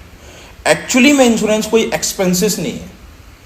इंश्योरेंस एक्सपेंसेस नहीं है। एक्सपेंसेस वो होता है जैसे हमको कोई रिटर्न नहीं मिलने वाला जी। आप गाड़ी चला रहे हैं, पेट्रोल एक्सपेंसेस है, वो कोई पर्टिकुलर पेट्रोल का जो एक्सपेंसिव वो एक्सपेंसेस है। आप खाना खा के आ रहे हैं, मतलब पेट्रोल के लिए कुछ नहीं मिल रहा है। हाँ, उससे गाड़ी से जाने के बाद वहाँ कुछ काम, हाँ, उससे तो कुछ नहीं मिल रहा है। हाँ, उससे नहीं, तो वो एक्सपेंसेस नहीं है, वो खर्चा नहीं है इंश्योरेंस अपना। ओके, वो तो आपको सिक्योर कर रहा है ना। मतलब बेसिकली जो आप दे रहे हैं वो चीजें रिटर्न आएगी आपके पास, क्योंकि होने वाली बीमारियों के बारे में या कोई भी मिस हैपनिंग होने के बारे में हमें नहीं पता होता है। एक्सीडेंट कभी भी कोई भी चीज का होता है, इसका मतलब ये नहीं कि हम, सर इंश्योरेंस का सबसे बड़ा दिक्कत पता क्या लगता है मुझे, जैसे मैं अपनी एक्सपीरियंस बताता हूँ, जब लाइफ इंश्योरेंस वाले आते हैं ना तो हमेशा वो मरने की बात करते हैं, आप मर जाओगे तो आपको ब्याह पे मिलेगा। तो जो वर्ड जो है ना बड़ा डेंजरस है, पर हम इसको नेग्लेक्ट भी नहीं कर सकते सर, क्योंकि ये चीजें पता है कि कभी भी कुछ भी हो सकता है। मरने की छोड़ो, हमें तो एक सिंपल सा बात बताता हूँ, एक्सीडेंट जो होता है ना, जो अचानक होने वाली जो होने वाली वेपन होता है, इंश्योरेंस उन चीजों को लिए ना बहुत इंपॉर्टेंट हो जाता है, मेरे को लगता है, क्योंकि ये कभी भी कुछ भी हो सकता है ना। सर एक चीज समझिए, आजकल मेडिकल खर्चे इतने ज्यादा हो गए हैं। गवर्नमेंट हॉस्पिटलों के हालात क्या हैं, सभी जगह ऐसा नहीं है कि सभी जगह के हालात बुरे हैं, पर बहुत सी जगह में सुविधाएं नहीं है। प्राइवेट में बहुत सुविधाएं हैं। डॉक्टरों की जो ओपीडी वाली चार्जेस हैं वो 1000 रुपीज प्लस चल रहे हैं। बिल्कुल। और हम 2 दिन के लिए एडमिट हो जाते हैं तो हम तो सर बिस्तर में पहुंच गए। बिल्कुल। फाइनेंशियली इवन आईडी पासवर्ड भी मेरे ही पास है बैंक अकाउंटों में, पर जो बाहर है उसके पास कुछ नहीं है। और डॉक्टर कह रहा है कि ऑपरेशन करना पड़ेगा, ये करना पड़ेगा, आईसीयू में रखना पड़ेगा, एमआईसीयू में रखना पड़ेगा। एक्सपेंसेस पहुंच गए 3 लाख। अब आप एक चीज समझिए कि एक मेडिकल इंश्योरेंस की प्रीमियम 5 लाख की, अगर आप राइट टाइम पे उसको ले लेते हैं इंडिविजुअल पर्सन की, तो 6 से 7 हजार आती है ईयरली। 5 लाख का इंश्योरेंस, मतलब अगर आप 5 लाख तक आप सिक्योर्ड हो टाइम पे उसको लेते हो तो 5 से 6 हजार के आसपास उसकी प्रीमियम आती ईयरली। पर अगर हम 5 हजार बचाने के लिए हम कहते हैं यार क्यों 5 हजार, क्योंकि इंश्योरेंस का एक ड्रॉबैक है। ड्रॉबैक ये है कि अगर आप बीमार नहीं हुए तो 5 हजार जो आपका सिक्योर था वो एक्सपेंसेस से ट्रीट कर लो आप उसको, मतलब वो पैसा गया आपका। पर उसका बेनिफिट भी तो मिलता उसका है। बिल्कुल पूरे 365 दिन या फिर जिस टाइम ड्रेस, अब तो इंश्योरेंस कंपनियां सर 2 साल 3 साल की प्लस पॉलिसियां भी दे रही हैं। तो उस 5000 रुपए या 6000 रुपए लेके आप 5 लाख को सिक्योर हो सकते हैं। पर जब आप मिस हैपनिंग हुई और आप हॉस्पिटल में जब 3 लाख रुपए का बिल बना, तो आप समझिए कि वो जब आप ठीक होकर आए वो पैसा अगर आपकी जेब से नहीं गया तो आप मेंटली कितने फ्री होंगे। सर मुझे ऐसा लगता है ना, मतलब मैं अपनी बता रहा हूँ चीजें, कि मुझे लगता है कि वो पैसे बाद में कि कितना मिलेगा नहीं मिलेगा, मुझे सबसे बड़ा टेंशन एक इंसान के क्या रहता है कि अगर कुछ हो गया तो 5 लाख रुपए ऐसे नहीं कि, मतलब मैं सबकी बात नहीं कर रहा हूँ, पर जनरली नहीं रहता कि जेब में रखा हुआ तुरंत जाके हो जाएगा, और वो पता भी नहीं होता ना कितना लगेगा। पर अगर आपके पास इंश्योरेंस हो, कोई ऐसा चीज है कि इसमें इतना लाख रुपए का मेरे पास है तो आपको ये सोचना नहीं होता है कि वो एट टाइम कौन से हॉस्पिटल में किस हॉस्पिटल में जाना है, और खास करके बड़ा हॉस्पिटल में ना चला जाए, क्योंकि हम तो अपने कलीग को या फिर अपने फैमिली मेंबर को बेस्ट से बेस्ट जगह ले जाने की कोशिश और करते हैं। इंश्योरेंस ज्यादातर उन्हीं हॉस्पिटलों को देता है जो फेमस होते हैं, जो अच्छे हॉस्पिटल से उन्हीं को कवर करता है वो। तो आपको ये नहीं सोचना है कि मुझे कौन से हॉस्पिटल, आप तो बेस्ट से बेस्ट हॉस्पिटल में जाओ और उसके पहले एक बार थोड़ा कंफर्म भी कर लो कि आप कौन से पॉलिसी ले रहे हो। वो तो सर ये वो कहते हैं ना कि मिडिल क्लास व्यक्ति का फैमिली मेंबर जब जाता है या किसी की डेथ हो जाती है, अगर वो 1 महीने आईसीयू में रह के जाता है तो वो अकेला नहीं जाता है, वो 4-5 को लेके जाता है जो जिंदा है पर वो एक्चुअली मर चुके होते हैं। हाँ बिल्कुल, क्योंकि फाइनेंशियली वो इतना खत्म हो चुके होते हैं कि हम उस चीज को वो समझ नहीं पाते कि भाई 2-4-5 साल तो उस चीज को निकलने में लग जाता है, बिल्कुल, क्योंकि हम समाज से भाग नहीं सकते हैं उस चीज को लेकर। हाँ। तो इंश्योरेंस का इंपॉर्टेंस सर बहुत है, मतलब आंख बंद करके कुछ इंश्योरेंस मैंडेटरी होने चाहिए। अच्छा आप एक चीज समझिए, एक गाड़ी हाँ, 2 व्हीलर या 4 व्हीलर हम चला रहे हैं, हाँ, पहले ईयरली इंश्योरेंस होता था, हाँ, आज 4 व्हीलर में 3 साल का इंश्योरेंस मैंडेटरी आ रहा है हाँ। खरीदने पे, हाँ, 2 व्हीलर में 5 साल का आ रहा है। हाँ, वो एक निर्जीव वस्तु जो आपकी पार्किंग में खड़ी हुई है, हाँ। उसका इंश्योरेंस आप टाइम पे करा रहे हैं। क्योंकि मैंडेटरी है ना, हाँ, पर पुलिस वाले ये पकड़ लेंगे, पुलिस वाले पकड़ लेंगे, हाँ। वो पैसा बचाने के लिए। बचाने के लिए। आप एक चालान जो कि 2000 रुपए का है, हाँ। उसको बचाने के लिए, हाँ, वो भी हो सकता है साल भर में ना कटे, नहीं कटते हैं जनरली, नहीं कटते हैं, हाँ, तो हो सकता है कट जाए। हाँ। वहां भी प्रोबेबिलिटी जो है ना, हाँ। वो उतनी ही है जितनी आपके बीमार होने की या मेरे बीमार होने की जी, या जी। लोगों के बीमार होने जी, की, बिल्कुल। उतनी ही चालान कटने की है। हाँ। पर वो 2000 बचाने के लिए मैं 2500 का इंश्योरेंस कराता हूँ। अच्छा, मेरे दिमाग में भी आता था कई बार पहले कि यार गाड़ी मेरी, मैं उसको इंश्योरेंस करवाऊं ना करवाऊं, चोरी हो जाएगी तो मैं रिस्क लूंगा, कौन सा वो दे देंगे, मैं क्यों करवाऊं इंश्योरेंस, पर वो मैंडेटरी है तो है, वो करना पड़ेगा। तो आप उस गाड़ी को सिक्योर कर रहे हैं क्योंकि गवर्नमेंट कह रही है जी, पर आप अपनी लाइफ को सिक्योर नहीं कर रहे हैं, फैमिली की लाइफ को सिक्योर नहीं कर रहे हैं, मेडिकल एक्सपेंसेस को सिक्योर नहीं कर रहे हैं, कुछ सिक्योर नहीं कर रहे, क्योंकि बीमार होने के बाद तो इलाज हम अपना खुद नहीं कराते ना सर। हाँ। हम अपना इलाज इंसान खुद नहीं कराता कोई है, नहीं, उसके जो आसपास होते हैं वो कराते वो हैं। करवाते हैं। तो फिर एक्सपेंसेस जब बहुत ज्यादा हो जाते हैं तो आपके उसमें इतना पैसा लग गया है, अब लग गया तो लग गया, जीवन है। तो इंश्योरेंस आपको लेना चाहिए, बिल्कुल लेना चाहिए, टाइम पे ले लो, बेटर है, उसका प्रीमियम भी छोटा मिलेगा। सर एक और चीज भी होता है ना कि जैसे 5 लाख का प्रीमियम है, ठीक है, अब अगर कोई सम एश्योर्ड 5 साल सम एश्योर्ड है, हाँ, सम एश्योर्ड है, अगर वो अगर 1 साल में कोई यूज नहीं करते हैं तो उसका ये भी तो रहता है कि नेक्स्ट ईयर वो फिर आपको कैरी फॉरवर्ड हो जाता है। हाँ ऐसा बहुत सारी कंपनियां हैं नो क्लेम बोनस रिलीज करती हैं। हाँ। और अभी तो कंपनियां सर इतनी ज्यादा हो गई हैं कि अनलिमिटेड रिस्टोर वाले ऑप्शंस आ गए हैं। अपन जब इंश्योरेंस को डिटेल में बात करेंगे, हाँ। एक एक टॉपिक को अपन बहुत डीप में जाएंगे कि मोटर इंश्योरेंस पे जाएंगे, हेल्थ इंश्योरेंस में, तो कंपनियां ऐसी आ गई, एक मिनट लूंगा मैं, उस पर अनलिमिटेड रिस्टोर दे रही है। मतलब मैंने 5 लाख का पॉलिसी लिया जी, और मैं उसको कितने बार भी साल में क्लेम कर सकता हूँ। पहले तो ये होता था कि 5 लाख में आप प्रधानमंत्री बोला, हाँ, नहीं प्रधानमंत्री वो क्या बोला जाए उसको, हाँ, एक जन औषधि वाला, हाँ, हाँ, मतलब एक जिसमें इलाज कर सकते हैं अपन। जी जी जी, हाँ, तो उसमें 5 लाख की लिमिट हाँ, है ना, और एक साल में एक फैमिली में। हाँ। पर अगर वो ना सर 5 लाख की लिमिट अगर आपने उसको यूज कर लिया हाँ, तो फिर उसको दोबारा उसको क्लेम नहीं कर सकते आप 365 दिन के बीच में। हाँ, उसमें एक ड्रॉबैक है। हाँ, तो पर वो अरे 5 लाख रुपए गरीबी सिक्योर है, मतलब ये तो है कि वो 5 लाख की सिक्योरिटी गवर्नमेंट भी दे रही है। तो वो भी गवर्नमेंट भी ये समझ रही है कि उसका कितना ज्यादा उपयोग है इंश्योरेंस का। हाँ। तो हम जितना एक्सपेंसिव, और इंश्योरेंस की प्रीमियम सर इतनी ही कम आती है, आप समझिए एक बार पार्टी करने जाते हैं ना, उतनी साल भर की प्रीमियम है, साल भर की प्रीमियम है वो। पर हम फिर भी वो 5,000 रुपए या 2,000 रुपए बचाने के लिए, और ये नहीं कह रहे हम कि आप 5 लाख रुपए का इंश्योरेंस लो, आप 2 लाख 3 लाख का भी इंश्योरेंस ले सकते हो। जो साल का जो प्रीमियम लग रहा है ना, उसको अगर आप डे से या मंथ से अगर डिवाइड कर देते हो ना, तो वही प्रीमियम और छोटा लगने लगेगा आपको, लगेगा यार इतना तो मेरा अननेसेसरी खर्चे हो जाते हैं। तो बेसिकली आप लोगों को इंश्योरेंस लेना चाहिए, हम यही सजेस्ट करेंगे कि आप नहीं लिए हो तो अभी से ले लो, जिसके पास भी लेना हो, ये कोई जरूरी नहीं। अगर आपको चाहिए कि यार बेस्ट इंश्योरेंस कंपनी कौन सी है, कौन सा लेना चाहिए, तो आप कमेंट कीजिए, मैं आपको पर्सनली रिकमेंड करूंगा, पर्सनली सजेस्ट करूंगा कि आपको कौन सा लेना चाहिए।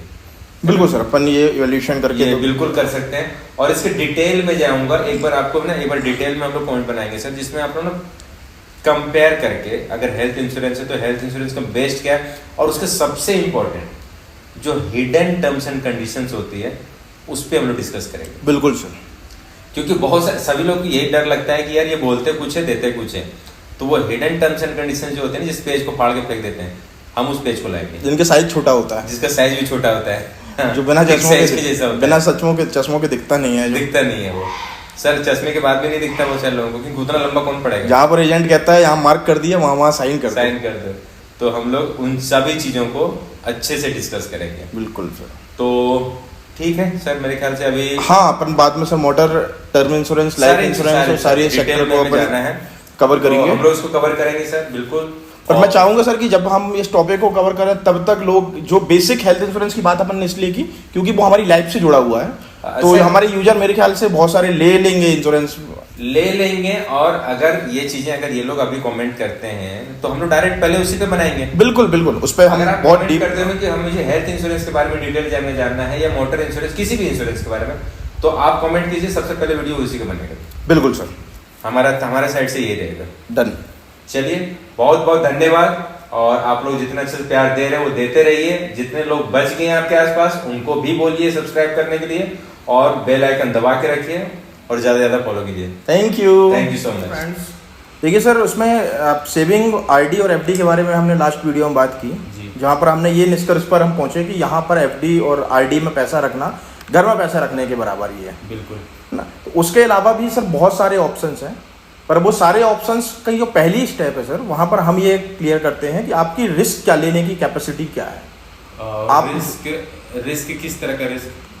रिटर्न का रिस्क सर, रिटर्न की आपका किस प्रकार का रिटर्न चाहिए, क्योंकि अपन ने पहले भी बात की है कि सेविंग अकाउंट में कोई रिस्क नहीं है, इसलिए वहाँ रिटर्न लो है। जब इन्वेस्टमेंट पर रिटर्न का आएगा सर, तो स्टार्टिंग रिस्क से होगी। ऑब्वियसली सर, जितना हम रिस्क लेंगे रिवॉर्ड या उसके रिस्क में प्रॉफिट और लॉस होने की प्रोबेबिलिटी भी उतनी ज्यादा रहेगी। बिल्कुल।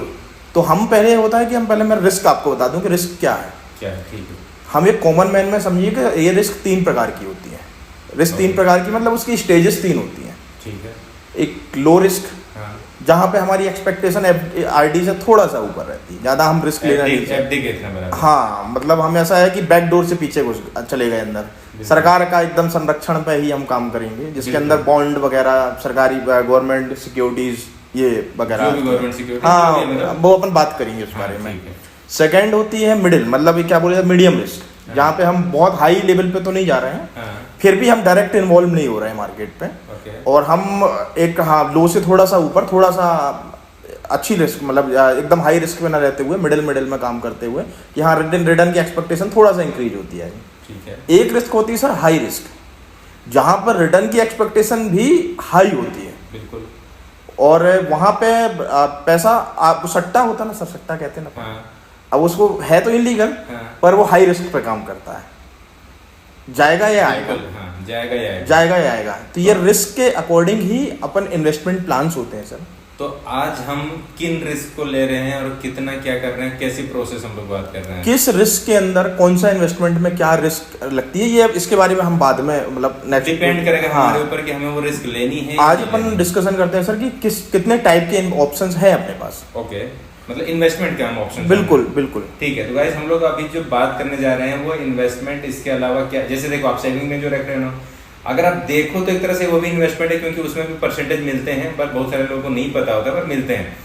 और जितने भी हमने आरडी बात किया वो भी एक इन्वेस्टमेंट एक तरह से है, एफडी भी हो गया। अब जो हम नया इन्वेस्टमेंट के बारे में बात करने जा रहे हैं वो क्या है सर, इसके अलावा हम क्या इन्वेस्टमेंट कर सकते हैं सर? इसके अलावा आप स्टॉक है, स्टॉक, म्यूचुअल फंड है जी, बॉन्ड है, गवर्नमेंट सिक्योरिटीज है, प्रोविडेंट फंड है, एनएससी है, ये बहुत सारी चीजें है, एनपीएस है, बहुत सारे ऑप्शंस खुले हुए हैं, मतलब रियल एस्टेट है। थोड़ा प्रोसेस में चलते हैं जाके समझ में भी आया, क्योंकि हमें वीडियो तो बहुत सारे बनानी है। जी। तो आज थोड़ा हम प्रोसेस में चलते हैं, 1-2 स्टार्ट करते हैं जहां से हमें समझ में आ जाए, और एंड में हम कुछ ऐसी चीजें बताना चाहेंगे इनको।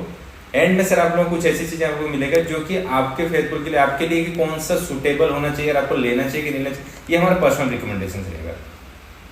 आप हमें दे सकते हैं, बिल्कुल दे सकते हैं। सर देखिए, अपन कुछ बेसिक आज 3-4 टॉपिक पे बात करते हैं। पहला है कि लो रिस्क पे ही जाते हैं, नॉर्मल सी लो रिस्क पे, ज्यादा रिस्क होती नहीं है उनमें। ठीक है। गवर्नमेंट बॉन्ड्स, गवर्नमेंट बॉन्ड्स क्या होता है कि आरबीआई और government agency, state government, central government, या कई बार बहुत सारे केसों में नगर निगम, महानगर पालिका जिनको बोलते हैं, हाँ। वो भी अपने बॉन्ड जारी करती है। अच्छा। ये हमारे नॉर्मली नॉलेज पे नहीं रहता है। नहीं गवर्नमेंट होता है। बॉन्ड जारी करती है जिस पे रेट ऑफ इंटरेस्ट भी ठीक रहता है। हम्म।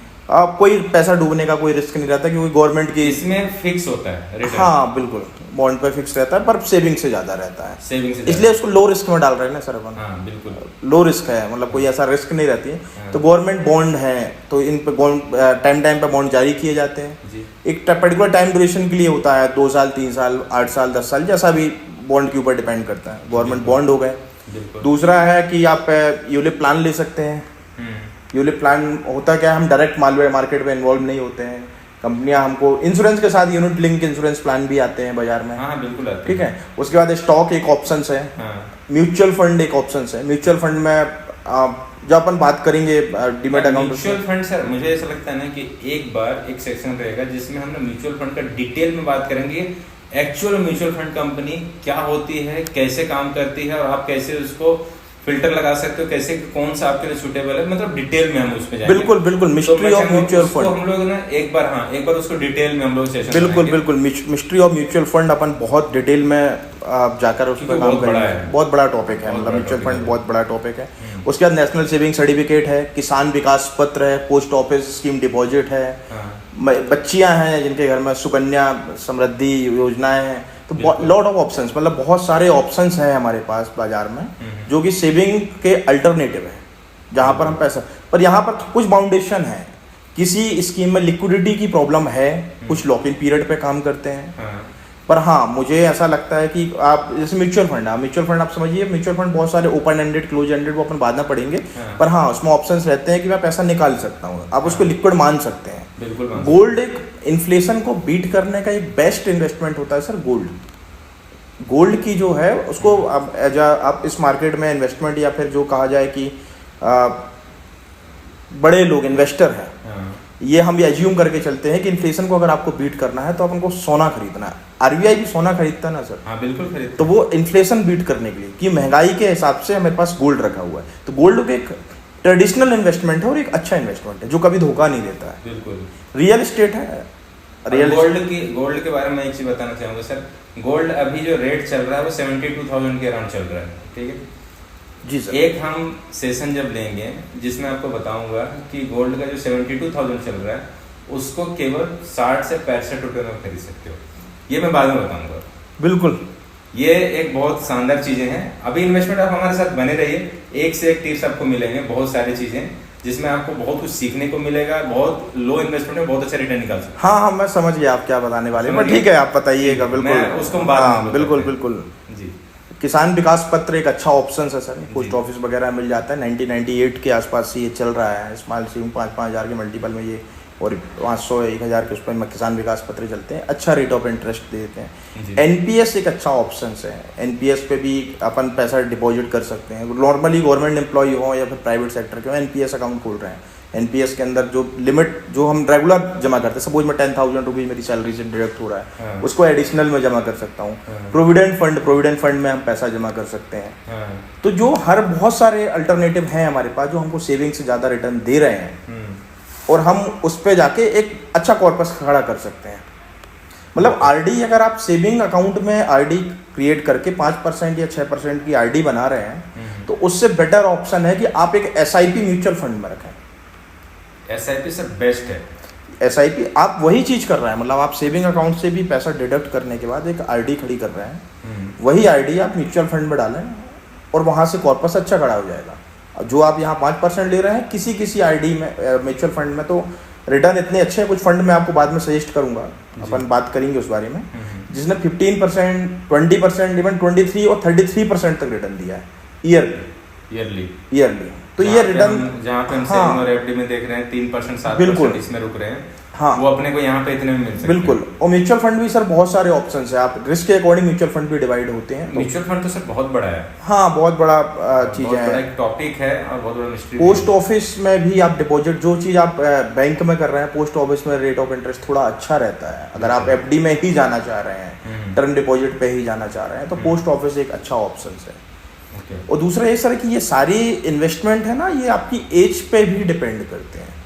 एज पे कैसे डिपेंड करते हैं कि सपोज मेरी एज है अभी 23, ठीक है, तो यहाँ से मैं 40 और 35 तक मेरी रिस्क टेकिंग कैपेसिटी हाई होगी। बिल्कुल। जब मैं 40 से जाके 55 तक जाऊंगा तो मॉडरेट पे जाऊंगा, मतलब मैं मिडिल उस पर चला जाऊंगा।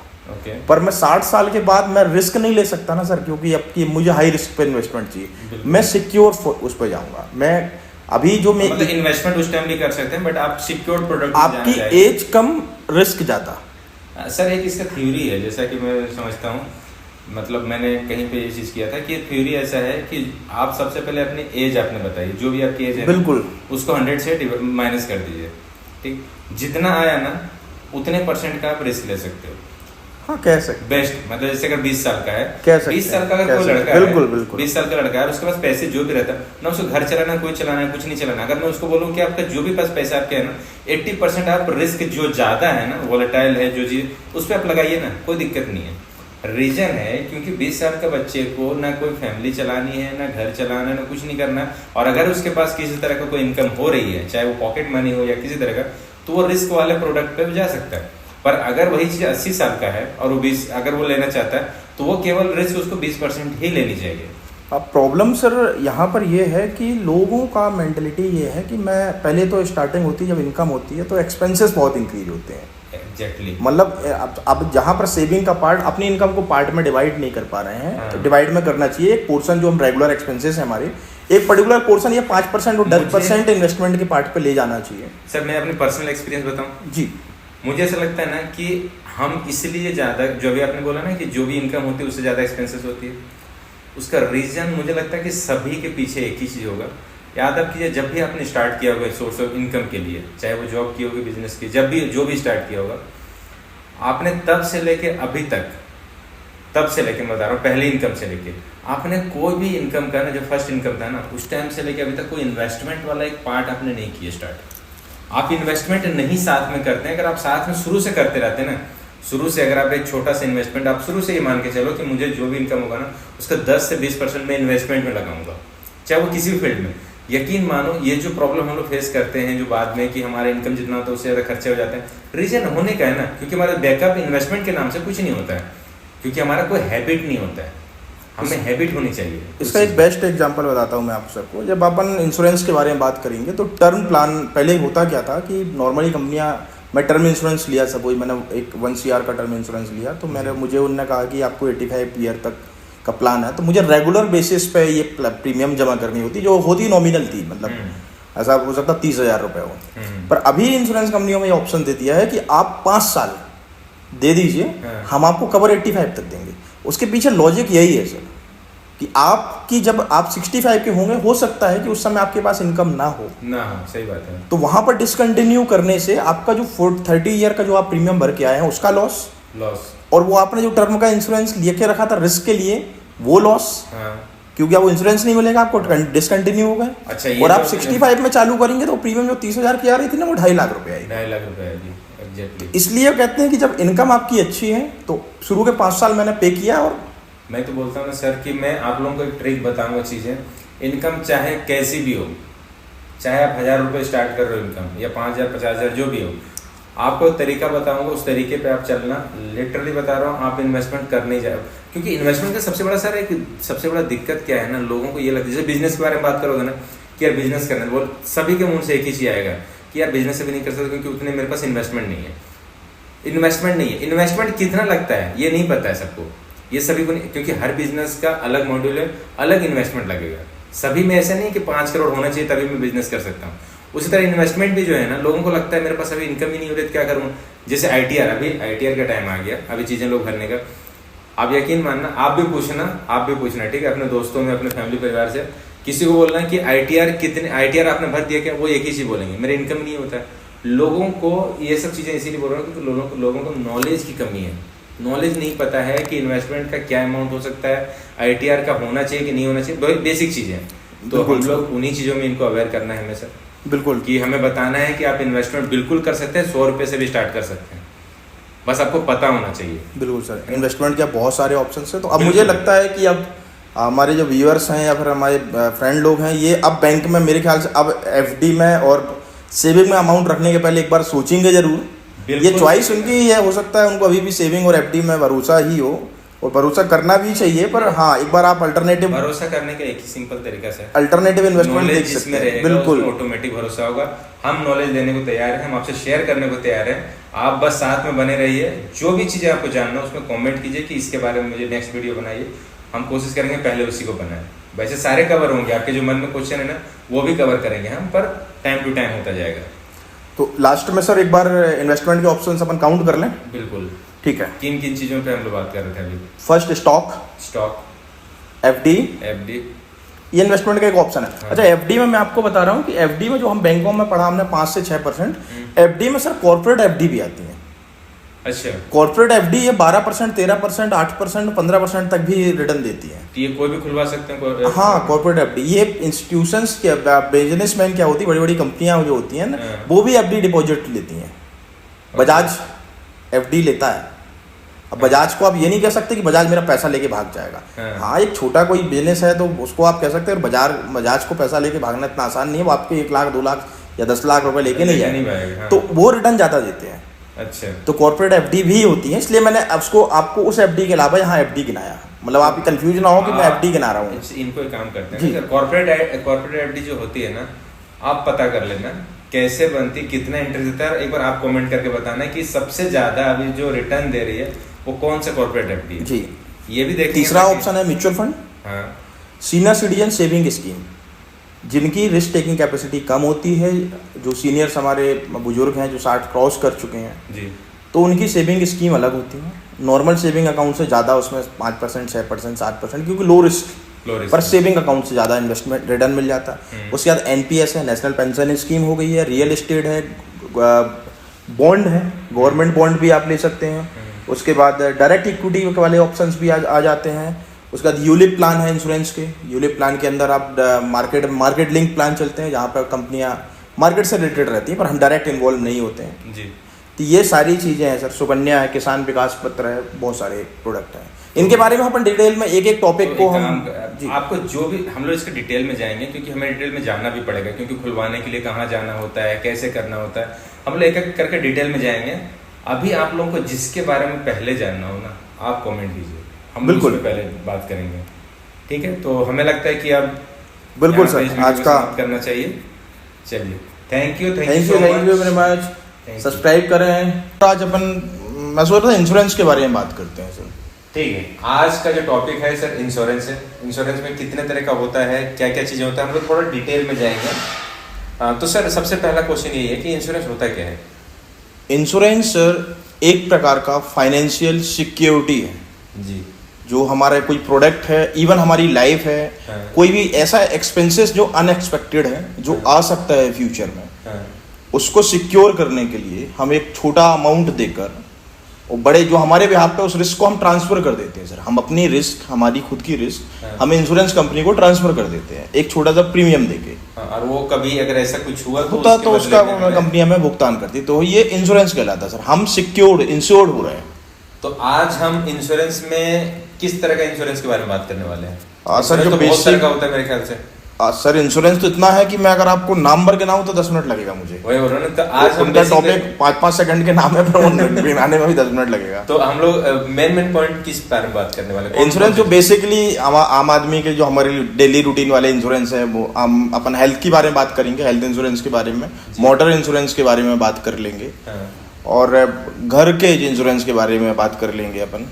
तो चलिए एक एक करके स्टार्ट करते हैं। हाँ, अपन पहले हेल्थ इंश्योरेंस के बारे में बात करते हैं। हेल्थ इंश्योरेंस सर हमको अनएक्सपेक्टेड बीमारियां को सिक्योर करने के लिए, हॉस्पिटलाइजेशन के एक्सपेंसेस कवर करने के लिए हेल्थ इंश्योरेंस हम लेते हैं। इंश्योरेंस कंपनी हमको इंश्योरेंस देती है जिसके बिहाफ पे वो हमसे प्रीमियम लेती है। और हम कोई बड़ी बीमारी आ रही है, छोटी आ रही है, वो अगर कोई अनएक्सपेक्टेड घटना ऐसी घट जाती है तो हमारे फाइनेंशियल बर्डन और क्या जाए, हमारी आर्थिक स्थिति ना बिगड़े। तो अगर हम एक क्वेश्चन यहाँ पे कर रहे हो कि हम इंश्योरेंस कब हमें लेना चाहिए, जनरली हमें लगता है कि इंश्योरेंस हम तब लेते हैं जब सेट हो चुके हैं, एज हो चुकी है, तब लेते हैं। इंश्योरेंस का सही एज क्या है सर? आपको क्या लगता है कि सही एज कब इंश्योरेंस? सर मेरा ओपिनियन तो आप मानेंगे तो इंश्योरेंस कंपनी जब बोले कि मुझे, अगर वो कहते हैं कि आप 2 साल के हैं और आपको इंश्योरेंस ले सकते हैं, हाँ। तो एक्चुअली सर आप एक चीज समझिए, मैं बीइंग अ फादर, मैं अगर मैं एक फादर हूँ, हाँ। मेरा बेटा इंश्योरेंस कंपनी कहती है 21 दिन बाद, बच्चे के बर्थ के 21 दिन बाद आप उसको सिक्योर कर सकते हैं। बिल्कुल। तो मैंने 3 महीने के बाद, 3 महीने या 21 दिन के बाद, जैसे ही मिनिमम टाइम हुआ, हाँ। मैंने उसको अपने हेल्थ इंश्योरेंस में इंक्लूड कर दिया। अब आप समझिए कि इंश्योरेंस लेने की एज क्या है? 21 दिन। 21 दिन। हाँ, मतलब अगर आपके 21 दिन का एज है, जब आप बोलना भी नहीं जानते हो, तब से ले सकते हैं। तब से ले सकते हैं। पर ज्यादातर लोग यही मिस्टेक करते हैं कि हम पहले पढ़ाई में निकालते हैं, फिर वो जॉब करते हैं या बिजनेस करते हैं, अर्निंग करते हैं, फिर वो शादी का माहौल आने लगता है, फिर ध्यान आता है कि अरे यार इंश्योरेंस तो हमने लिया नहीं, इंश्योरेंस ले लेना चाहिए। एक्चुअली सर होता क्या है कि हम जब तक हमारा माइंडसेट क्लियर नहीं होगा इंश्योरेंस को लेके, आज भी इंश्योरेंस को लेके लोग इंश्योरेंस को एक्सपेंसेस ट्रीट कर रहे हैं। एक्चुअली में इंश्योरेंस कोई एक्सपेंसेस नहीं है। इंश्योरेंस एक्सपेंसेस नहीं है। एक्सपेंसेस वो होता है जैसे हमको कोई रिटर्न नहीं मिलने वाला जी। आप गाड़ी चला रहे हैं, पेट्रोल एक्सपेंसेस है, वो कोई पर्टिकुलर पेट्रोल का जो एक्सपेंस है वो एक्सपेंसेस है। आप खाना खा के आ रहे हैं, मतलब पेट्रोल के लिए कुछ नहीं मिल रहा है। हाँ, उससे गाड़ी से जाने के बाद वहाँ कुछ काम, हाँ, उससे तो कुछ नहीं मिल रहा है। हाँ, उससे नहीं, तो वो एक्सपेंसेस नहीं है, वो खर्चा नहीं है इंश्योरेंस अपना। ओके, वो तो आपको सिक्योर कर रहा है ना। हाँ, मतलब बेसिकली जो आप दे रहे हैं वो चीजें रिटर्न आएगी आपके पास, क्योंकि होने वाली बीमारियों के बारे में या कोई भी मिस हैपनिंग होने के बारे में हमें नहीं पता होता है। एक्सीडेंट कभी भी कोई भी चीज का होता है, इसका मतलब ये नहीं कि हम, सर इंश्योरेंस का सबसे बड़ा दिक्कत पता क्या लगता है मुझे, जैसे मैं अपनी एक्सपीरियंस बताता हूँ, जब लाइफ इंश्योरेंस वाले आते हैं ना, तो हमेशा वो मरने की बात करते हैं, आप मर जाओगे तो आपको भी पे मिलेगा।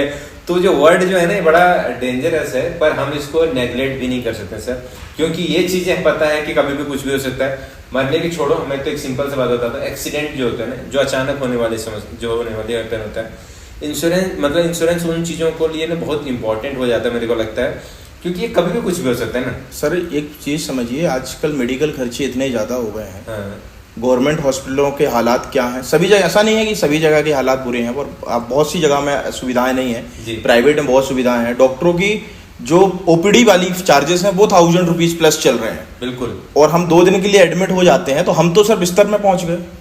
बिल्कुल।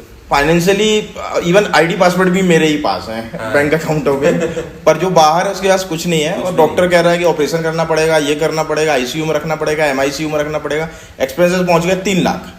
अब आप एक चीज समझिए कि एक मेडिकल इंश्योरेंस की प्रीमियम 5 लाख की, अगर आप राइट टाइम पे उसको ले लेते हैं इंडिविजुअल पर्सन की, तो 6 से 7 हजार आती है ईयरली।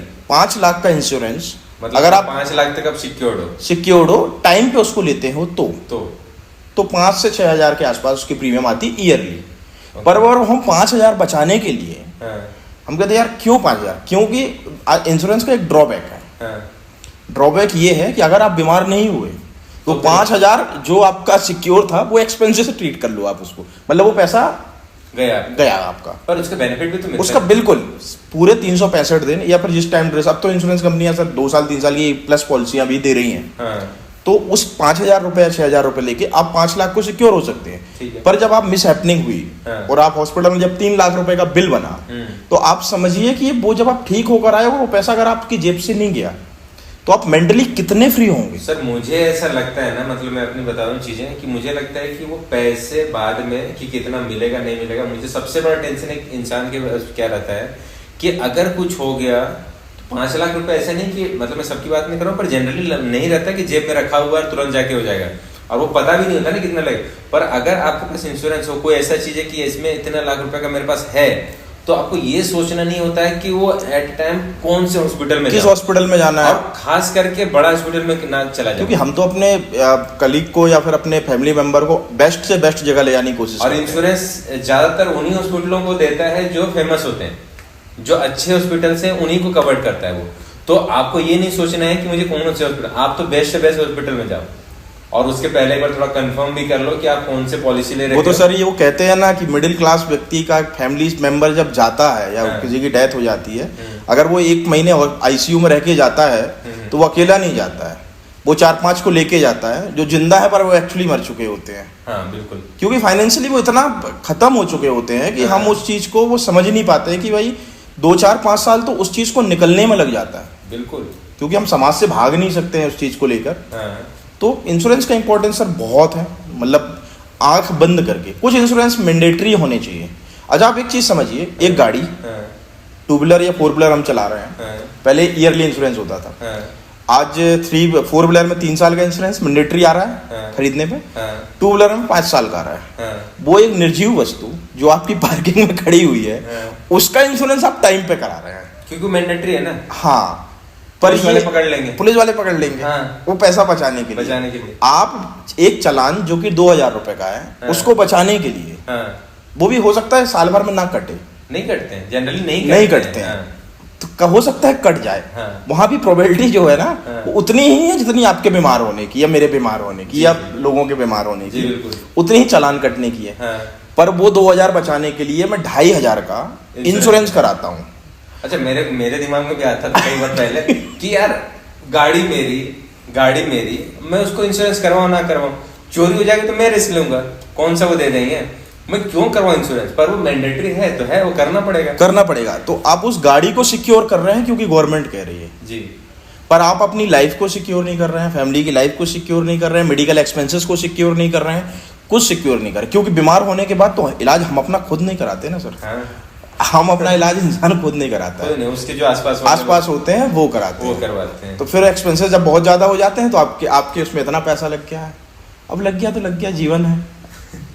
तो इंश्योरेंस आपको लेना चाहिए, बिल्कुल लेना चाहिए, टाइम पे ले लो, बेटर है, उसका प्रीमियम भी छोटा मिलेगा। सर एक और चीज भी होता है ना कि जैसे 5 लाख का प्रीमियम है, ठीक है, अब अगर कोई सम इंश्योर्ड 5 साल सम इंश्योर्ड है, अगर वो अगर 1 साल में कोई यूज नहीं करते हैं तो उसका ये भी तो रहता है कि नेक्स्ट ईयर वो फिर आपको कैरी फॉरवर्ड हो जाता है।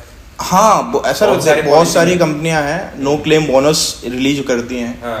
और अभी तो कंपनियां सर इतनी ज्यादा हो गई हैं कि अनलिमिटेड रिस्टोर वाले ऑप्शंस आ गए हैं। अपन जब इंश्योरेंस को डिटेल में बात करेंगे, एक एक टॉपिक को अपन बहुत डीप में जाएंगे कि मोटर इंश्योरेंस पे जाएंगे, हेल्थ इंश्योरेंस में, तो कंपनियां ऐसी आ गई, एक मिनट लूंगा मैं, उस पर अनलिमिटेड रिस्टोर दे रही है। मतलब मैंने 5 लाख का पॉलिसी लिया जी, और मैं उसको कितने बार भी साल में क्लेम कर सकता हूँ। पहले तो ये होता था कि 5 लाख में आप प्रधानमंत्री बोला, नहीं प्रधानमंत्री वो क्या बोला जाए उसको, जन औषधि वाला, हाँ, मतलब जिसमें इलाज कर सकते हैं अपन, तो उसमें 5 लाख की लिमिट है ना, और एक साल में एक फैमिली में। पर अगर वो ना सर 5 लाख की लिमिट, अगर आपने उसको यूज कर लिया तो फिर उसको दोबारा उसको क्लेम नहीं कर सकते आप 365 दिन के बीच में। हाँ, उसमें एक ड्रॉबैक है। हाँ, तो पर वो 5 लाख रुपए सिक्योर है, मतलब ये तो है कि 5 लाख की सिक्योरिटी गवर्नमेंट भी दे रही है, तो वो भी गवर्नमेंट भी ये समझ रही है कि उसका कितना ज्यादा उपयोग है इंश्योरेंस का। तो हम जितना एक्सपेंसिव, और इंश्योरेंस की प्रीमियम सर इतनी ही कम आती है, आप समझिए एक बार पार्टी करने जाते हैं ना, उतनी साल भर की प्रीमियम है, साल भर की प्रीमियम है वो। पर हम फिर भी वो 5000 रुपए या 2000 रुपए बचाने के लिए, और ये नहीं कह रहे हम कि आप 5 लाख रुपए का इंश्योरेंस लो, आप 2 लाख 3 लाख का भी इंश्योरेंस ले सकते हो। जो साल का जो प्रीमियम लग रहा है ना, उसको अगर आप डे से या मंथ से अगर डिवाइड कर देते हो ना, तो वही प्रीमियम और छोटा लगने लगेगा आपको, लगेगा यार इतना तो मेरा अननेसेसरी खर्चे हो जाते हैं। तो बेसिकली आप लोगों को इंश्योरेंस लेना चाहिए, हम यही सजेस्ट करें कि आप नहीं लिए हो तो अभी से ले लो, जिसके पास भी लेना, ये कोई जरूरी नहीं। अगर आपको चाहिए कि यार बेस्ट इंश्योरेंस कंपनी कौन सी है, कौन सा लेना चाहिए, तो आप कमेंट कीजिए, मैं आपको पर्सनली रिकमेंड करूंगा, पर्सनली सजेस्ट करूंगा कि आपको कौन सा लेना चाहिए। बिल्कुल सर, अपन ये इवैल्यूएशन करके ये बिल्कुल कर सकते हैं, और इसके डिटेल में जाऊंगा एक बार, आपको ना एक बार डिटेल में हम लोग पॉइंट बनाएंगे सर, जिसमें आप लोग ना कंपेयर करके, अगर हेल्थ इंश्योरेंस है तो हेल्थ इंश्योरेंस का बेस्ट क्या है, और उसके सबसे इंपॉर्टेंट जो हिडन टर्म्स एंड कंडीशंस होती है, उस पर हम लोग डिस्कस करेंगे। बिल्कुल सर, क्योंकि बहुत सभी लोग को यही डर लगता है कि यार ये बोलते कुछ है देते कुछ है, तो वो हिडन टर्म्स एंड कंडीशंस जो होते हैं, जिस पेज को फाड़ के फेंक देते हैं, हम उस पेज को लाएंगे, जिनका साइज छोटा होता है, जिसका साइज भी छोटा होता है, जो बिना चश्मों के दिखता नहीं है वो सर, चश्मे के बाद भी नहीं दिखता वो सर लोगों को, क्योंकि उतना लंबा कौन पड़ेगा। जहाँ पर एजेंट कहता है यहाँ मार्क कर दिया, वहाँ साइन कर दो। तो हम लोग उन सभी चीजों को अच्छे से डिस्कस करेंगे। बिल्कुल सर, तो ठीक है सर, मेरे ख्याल से अभी हाँ अपन बाद में sir motor, term insurance, life insurance और सारी सेक्टर को अपन कवर करेंगे, हम लोग इसको कवर करेंगे सर, बिल्कुल। पर मैं चाहूंगा सर कि जब हम इस टॉपिक को कवर करें तब तक लोग जो बेसिक हेल्थ इंश्योरेंस की बात अपन ने इसलिए की क्योंकि वो हमारी लाइफ से जुड़ा हुआ है, तो हमारे यूजर मेरे ख्याल से बहुत सारे ले लेंगे इंश्योरेंस, ले लेंगे। और अगर ये चीजें अगर ये लोग अभी कमेंट करते हैं तो हम लोग डायरेक्ट पहले उसी पे बनाएंगे। बिल्कुल बिल्कुल, उस पर हम बहुत डीप करते हैं कि हम मुझे हेल्थ इंश्योरेंस के बारे में डिटेल जानना है या मोटर इंश्योरेंस, किसी भी इंश्योरेंस के बारे में, तो आप कमेंट कीजिए, सबसे पहले वीडियो उसी का बनेगा। बिल्कुल सर, हमारा साइड से ये रहेगा। डन।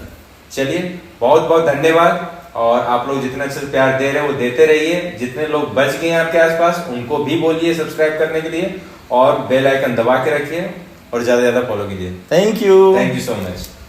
आज अपन मैं सोच रहा था इंश्योरेंस के बारे में बात करते हैं सर। ठीक है, आज का जो टॉपिक है सर इंश्योरेंस है। इंश्योरेंस में कितने तरह का होता है, क्या क्या चीजें होता है, हम लोग थोड़ा डिटेल में जाएंगे। तो सर सबसे पहला क्वेश्चन ये है कि इंश्योरेंस होता क्या है? इंश्योरेंस सर एक प्रकार का फाइनेंशियल सिक्योरिटी है जी, जो हमारा कोई प्रोडक्ट है, इवन हमारी लाइफ है, हाँ। कोई भी ऐसा एक्सपेंसेस जो अनएक्सपेक्टेड है, जो हाँ। आ सकता है फ्यूचर में, हाँ। उसको सिक्योर करने के लिए हम एक छोटा अमाउंट देकर और बड़े जो हमारे बिहाफ पे उस रिस्क को हम ट्रांसफर कर देते हैं सर। हम अपनी रिस्क, हमारी खुद की रिस्क हाँ। हम इंश्योरेंस कंपनी को ट्रांसफर कर देते हैं एक छोटा सा प्रीमियम देके। और वो कभी अगर ऐसा कुछ हुआ होता तो उसका कंपनी हमें भुगतान करती, तो ये इंश्योरेंस कहलाता है सर। हम इंश्योर्ड हो रहे हैं। तो आज हम इंश्योरेंस में किस तरह का इंश्योरेंस के बारे में बात करने वाले हैं? सर जो तो बहुत बेसिक तरह का होता है मेरे ख्याल से। सर इंश्योरेंस तो इतना है कि मैं अगर आपको नाम भर के नाम तो 10 मिनट लगेगा मुझे। वही बोल रहा हूं ना, तो आज हम उनका टॉपिक 5-5 सेकंड के नाम है पर वो गिनाने में भी 10 मिनट लगेगा। तो हम लोग मेन पॉइंट किस बारे में बात करने वाले हैं? इंश्योरेंस जो बेसिकली आम आदमी के जो हमारे डेली रूटीन वाले इंश्योरेंस है, वो हम अपन हेल्थ के बारे में बात करेंगे, हेल्थ इंश्योरेंस के बारे में, मोटर इंश्योरेंस के बारे में बात कर लेंगे, और घर के इंश्योरेंस के बारे में बात कर लेंगे अपन। तो चलिए एक एक करके स्टार्ट करते हैं। हाँ, अपन पहले हेल्थ इंश्योरेंस के बारे में हेल्थ इंश्योरेंस के बारे में बात करते हैं। हेल्थ इंश्योरेंस सर हमको अनएक्सपेक्टेड बीमारियां को सिक्योर करने के लिए, हॉस्पिटलाइजेशन के एक्सपेंसेस कवर करने के लिए हेल्थ इंश्योरेंस हम लेते हैं। इंश्योरेंस कंपनी हमको इंश्योरेंस देती है जिसके बिहाफ पे वो हमसे प्रीमियम लेती है। और हम कोई बड़ी बीमारी आ रही है, छोटी आ रही है, वो अगर कोई अनएक्सपेक्टेड घटना ऐसी घट जाती है तो हमारे फाइनेंशियल बर्डन और क्या जाए, हमारी आर्थिक स्थिति ना बिगड़े। तो अगर हम एक क्वेश्चन यहाँ पे कर रहे हो कि हम इंश्योरेंस कब हमें लेना चाहिए? जनरली हमें लगता है कि इंश्योरेंस हम तब लेते हैं जब सेट हो चुके हैं, एज हो चुकी है, तब लेते हैं। इंश्योरेंस का सही एज क्या है सर? आपको क्या लगता है कि सही एज कब इंश्योरेंस? सर मेरा ओपिनियन तो आप मानेंगे तो इंश्योरेंस कंपनी जब बोले कि मुझे, अगर वो कहते हैं कि आप 2 साल के हैं और आपको इंश्योरेंस ले सकते हैं, तो एक्चुअली सर आप एक चीज समझिए, मैं बीइंग अ फादर में, अगर मैं एक फादर हूँ, मेरा बेटा इंश्योरेंस कंपनी कहती है 21 दिन बाद, बच्चे के बर्थ के 21 दिन बाद आप उसको सिक्योर कर सकते हैं। बिल्कुल। तो मैंने 3 महीने के बाद, 3 महीने या 21 दिन के बाद, जैसे ही मिनिमम टाइम हुआ, मैंने उसको अपने हेल्थ इंश्योरेंस में इंक्लूड कर दिया। अब आप समझिए कि इंश्योरेंस लेने की एज क्या है? 21 दिन। 21 दिन। अगर आपके 21 दिन का एज है, जब आप बोलना भी नहीं जानते हो, तब से ले सकते हैं। तब से ले सकते हैं। पर ज्यादातर लोग यही मिस्टेक करते हैं कि हम पहले पढ़ाई में निकालते हैं, फिर वो जॉब करते हैं या बिजनेस करते हैं, अर्निंग करते हैं, फिर वो शादी का माहौल आने लगता है, फिर ध्यान आता है कि अरे यार इंश्योरेंस तो हमने लिया नहीं, इंश्योरेंस ले लेना चाहिए। एक्चुअली सर होता क्या है कि हम जब तक हमारा माइंडसेट क्लियर नहीं होगा इंश्योरेंस को लेके, आज भी इंश्योरेंस को लेके लोग इंश्योरेंस को एक्सपेंसेस ट्रीट कर रहे हैं। एक्चुअली में इंश्योरेंस कोई एक्सपेंसेस नहीं है। इंश्योरेंस एक्सपेंसेस नहीं, एक्सपेंसेस वो होता है जैसे हमको कोई रिटर्न नहीं मिलने वाला जी। आप गाड़ी चला रहे हैं, पेट्रोल एक्सपेंसेस है, वो कोई पर्टिकुलर पेट्रोल का जो एक्सपेंस है वो एक्सपेंसेस है। आप खाना खा के आ रहे हैं, मतलब पेट्रोल के लिए कुछ नहीं मिल रहा है। हाँ, उससे गाड़ी से जाने के बाद वहाँ कुछ काम हाँ, उससे तो कुछ नहीं मिल रहा है। हाँ, उससे नहीं, तो वो एक्सपेंसेस नहीं है, वो खर्चा नहीं है इंश्योरेंस अपना। ओके, वो तो आपको सिक्योर कर रहा है ना। हाँ, मतलब बेसिकली जो आप दे रहे हैं वो चीजें रिटर्न आएगी आपके पास, क्योंकि होने वाली बीमारियों के बारे में या कोई भी मिस हैपनिंग होने के बारे में हमें नहीं पता होता है। एक्सीडेंट कभी भी कोई भी चीज का होता है, इसका मतलब ये नहीं कि हम सर इंश्योरेंस का सबसे बड़ा दिक्कत पता क्या लगता है मुझे? जैसे मैं अपनी एक्सपीरियंस बताता हूँ, जब लाइफ इंश्योरेंस वाले आते हैं ना, तो हमेशा वो मरने की बात करते हैं, आप मर जाओगे तो आपको ब्याह पे मिलेगा। तो जो वर्ड जो है ना, ये बड़ा डेंजरस है, पर हम इसको नेग्लेक्ट भी नहीं कर सकते सर, क्योंकि ये चीजें पता है कि कभी भी कुछ भी हो सकता है। मरने की छोड़ो, हमें तो एक सिंपल सा बात बताता है, एक्सीडेंट जो होता है ना, जो अचानक होने वाली जो होने वाली घटना होता है, इंश्योरेंस उन चीज़ों को लिए ना बहुत इंपॉर्टेंट हो जाता है मेरे को लगता है, क्योंकि ये कभी भी कुछ भी हो सकता है ना सर। एक चीज़ समझिए, आजकल मेडिकल खर्चे इतने ज़्यादा हो गए हैं। हाँ। गवर्नमेंट हॉस्पिटलों के हालात क्या हैं, सभी जगह ऐसा नहीं है कि सभी जगह के हालात बुरे हैं, पर बहुत सी जगह में सुविधाएं नहीं जी। है। प्राइवेट में बहुत सुविधाएं हैं। डॉक्टरों की जो ओपीडी वाली चार्जेस हैं वो 1000 रुपीज़ प्लस चल रहे हैं। बिल्कुल। और हम 2 दिन के लिए एडमिट हो जाते हैं तो हम तो सर बिस्तर में पहुंच गए। बिल्कुल। फाइनेंशियली इवन आईडी पासवर्ड भी मेरे ही पास है। हाँ। बैंक अकाउंटों के पर जो बाहर है उसके पास कुछ नहीं है। और डॉक्टर कह रहा है कि ऑपरेशन करना पड़ेगा, ये करना पड़ेगा, आईसीयू में रखना पड़ेगा, एमआईसीयू में रखना पड़ेगा। एक्सपेंसेस पहुंच गए 3 लाख। अब आप एक चीज समझिए कि एक मेडिकल इंश्योरेंस की प्रीमियम 5 लाख की अगर आप राइट टाइम पे उसको ले लेते हैं इंडिविजुअल पर्सन की, तो 6 से 7 हजार आती है ईयरली। 5 लाख का इंश्योरेंस मतलब अगर आप 5 लाख तक आप सिक्योर्ड हो टाइम पे उसको लेते हो तो 5 से 6 हजार के आसपास उसकी प्रीमियम आती ईयरली। पर अगर हम 5 हजार बचाने के लिए हम कहते हैं यार क्यों 5 हजार, क्योंकि इंश्योरेंस का एक ड्रॉबैक है। ड्रॉबैक ये है कि अगर आप बीमार नहीं हुए तो 5 हजार जो आपका सिक्योर था वो एक्सपेंसिव से ट्रीट कर लो आप उसको, मतलब वो पैसा गया आपका। पर उसका बेनिफिट भी तो मिलता उसका बिल्कुल पूरे 365 दिन या फिर जिस टाइम ड्रेस, अब तो इंश्योरेंस कंपनियां सर 2 साल 3 साल की प्लस पॉलिसियां भी दे रही हैं। तो उस 5,000 रुपए या 6,000 रुपए लेके आप 5 लाख को सिक्योर हो सकते हैं। पर जब आप मिस हैपनिंग हुई और आप हॉस्पिटल में जब 3 लाख रुपए का बिल बना, तो आप समझिए कि वो जब आप ठीक होकर आए वो पैसा अगर आपकी जेब से नहीं गया तो आप मेंटली कितने फ्री होंगे। सर मुझे ऐसा लगता है ना, मतलब मैं अपनी बता रहा हूँ चीजें, कि मुझे लगता है कि वो पैसे बाद में कि कितना मिलेगा नहीं मिलेगा, मुझे सबसे बड़ा टेंशन एक इंसान के क्या रहता है कि अगर कुछ हो गया 5 लाख रुपए ऐसे नहीं कि, मतलब मैं सबकी बात नहीं कर रहा हूँ, पर जनरली नहीं रहता कि जेब में रखा हुआ है तुरंत जाके हो जाएगा, और वो पता भी नहीं होता ना कितना लगे। पर अगर आपके पास इंश्योरेंस हो, कोई ऐसा चीज है कि इसमें इतना लाख रुपए का मेरे पास है, तो आपको ये सोचना नहीं होता है कि वो एट टाइम कौन से हॉस्पिटल में, किस हॉस्पिटल में जाना है, और खास करके बड़ा हॉस्पिटल में ना चला जाए, क्योंकि हम तो अपने कलीग को या फिर अपने फैमिली मेंबर को बेस्ट से बेस्ट जगह ले जाने की कोशिश करते हैं। और इंश्योरेंस ज्यादातर उन्हीं हॉस्पिटलों को देता है जो फेमस होते हैं, जो अच्छे हॉस्पिटल्स हैं उन्हीं को कवर करता है वो।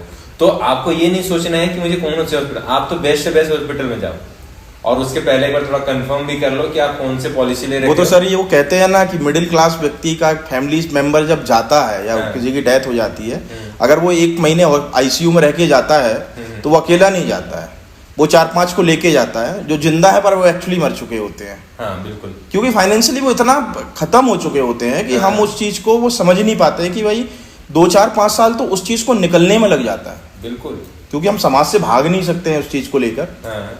तो इंश्योरेंस का इंपॉर्टेंस सर बहुत है, मतलब आंख बंद करके कुछ इंश्योरेंस मैंडेटरी होने चाहिए।